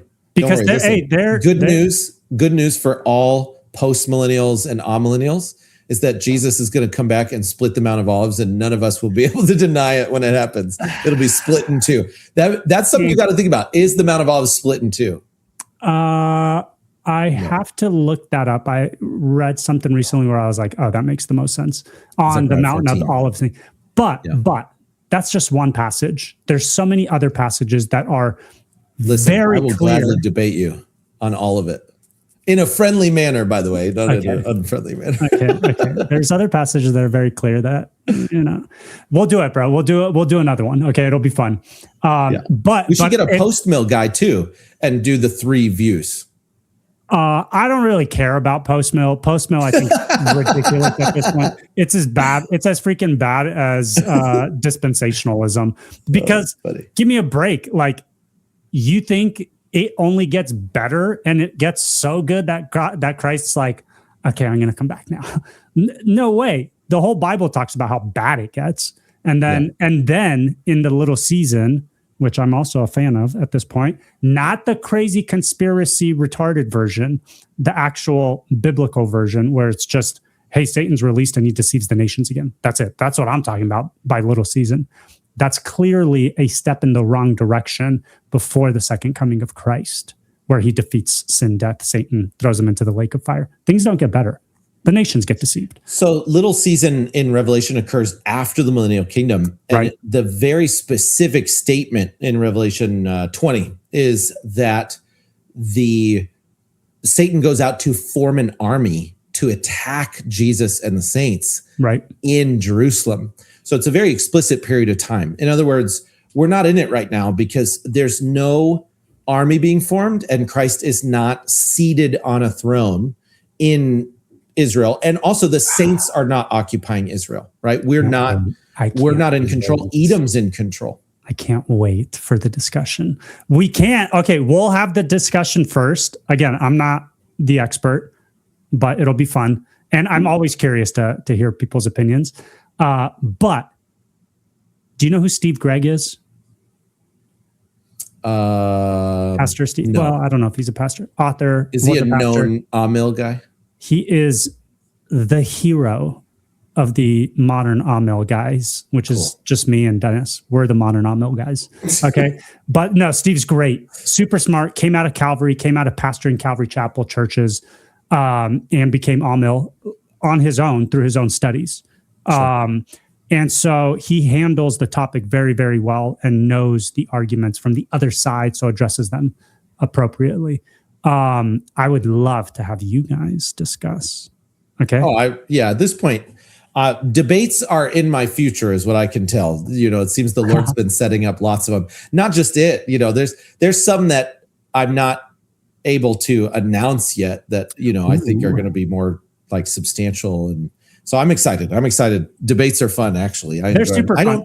I even in the one that I'm about to release, I'm not a hothead, so I don't get like angry at my opponent. It's like you believe what you believe and you be nice at the same time. Dude, when they get contentious, it's kind of pathetic. It is actually. You only react that way because you can't like handle what's going on.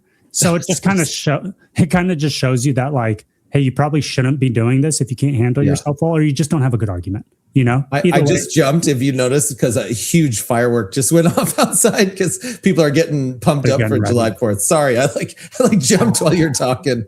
No, it's good, man. All right, brother. Hey, I'll let you go. Hey, this was great. Tell your ladies thank you for letting me borrow you for a few hours. I will. You guys have a good night. Thank you, everybody that was here. Make sure to like it. It really will help everything going forward to spread this one. It was really good, really informative. I think this would help a lot of people, honestly. Yeah. So if you guys know folks that are kind of like struggling and don't really know what's going on with the whole weird Middle East thing, send this to them and see if this kind of clarifies some things. Because this helped me a ton. This helped me a ton to distinguish between the real Israel versus the fake Israel, you know? Yeah. So love you guys. Imagine when millions understand this, not just a couple of dudes, you know, but millions, when millions of people, because that's what the rattling of the bones is. There's this realization Israel remembers itself after forgetting itself. It's pretty amazing. Yeah, I feel like as we start waking up and millions start realizing this, the Ishmaelites are gonna nuke us. They're not gonna let it happen. You know, the devil definitely is trying to resist it, but we know it will happen. That's the beauty of prophecy. You know, it's gonna come together. Yeah, according to some people's prophecy. And on that note, love you, Rich. Thanks for coming on. Everybody have a good night. You. I'll put all the links to the website and to all his stuff in the description to this video, so you guys can all have it there. And we'll see you guys on the next one. Thank you, sir. Bye, guys.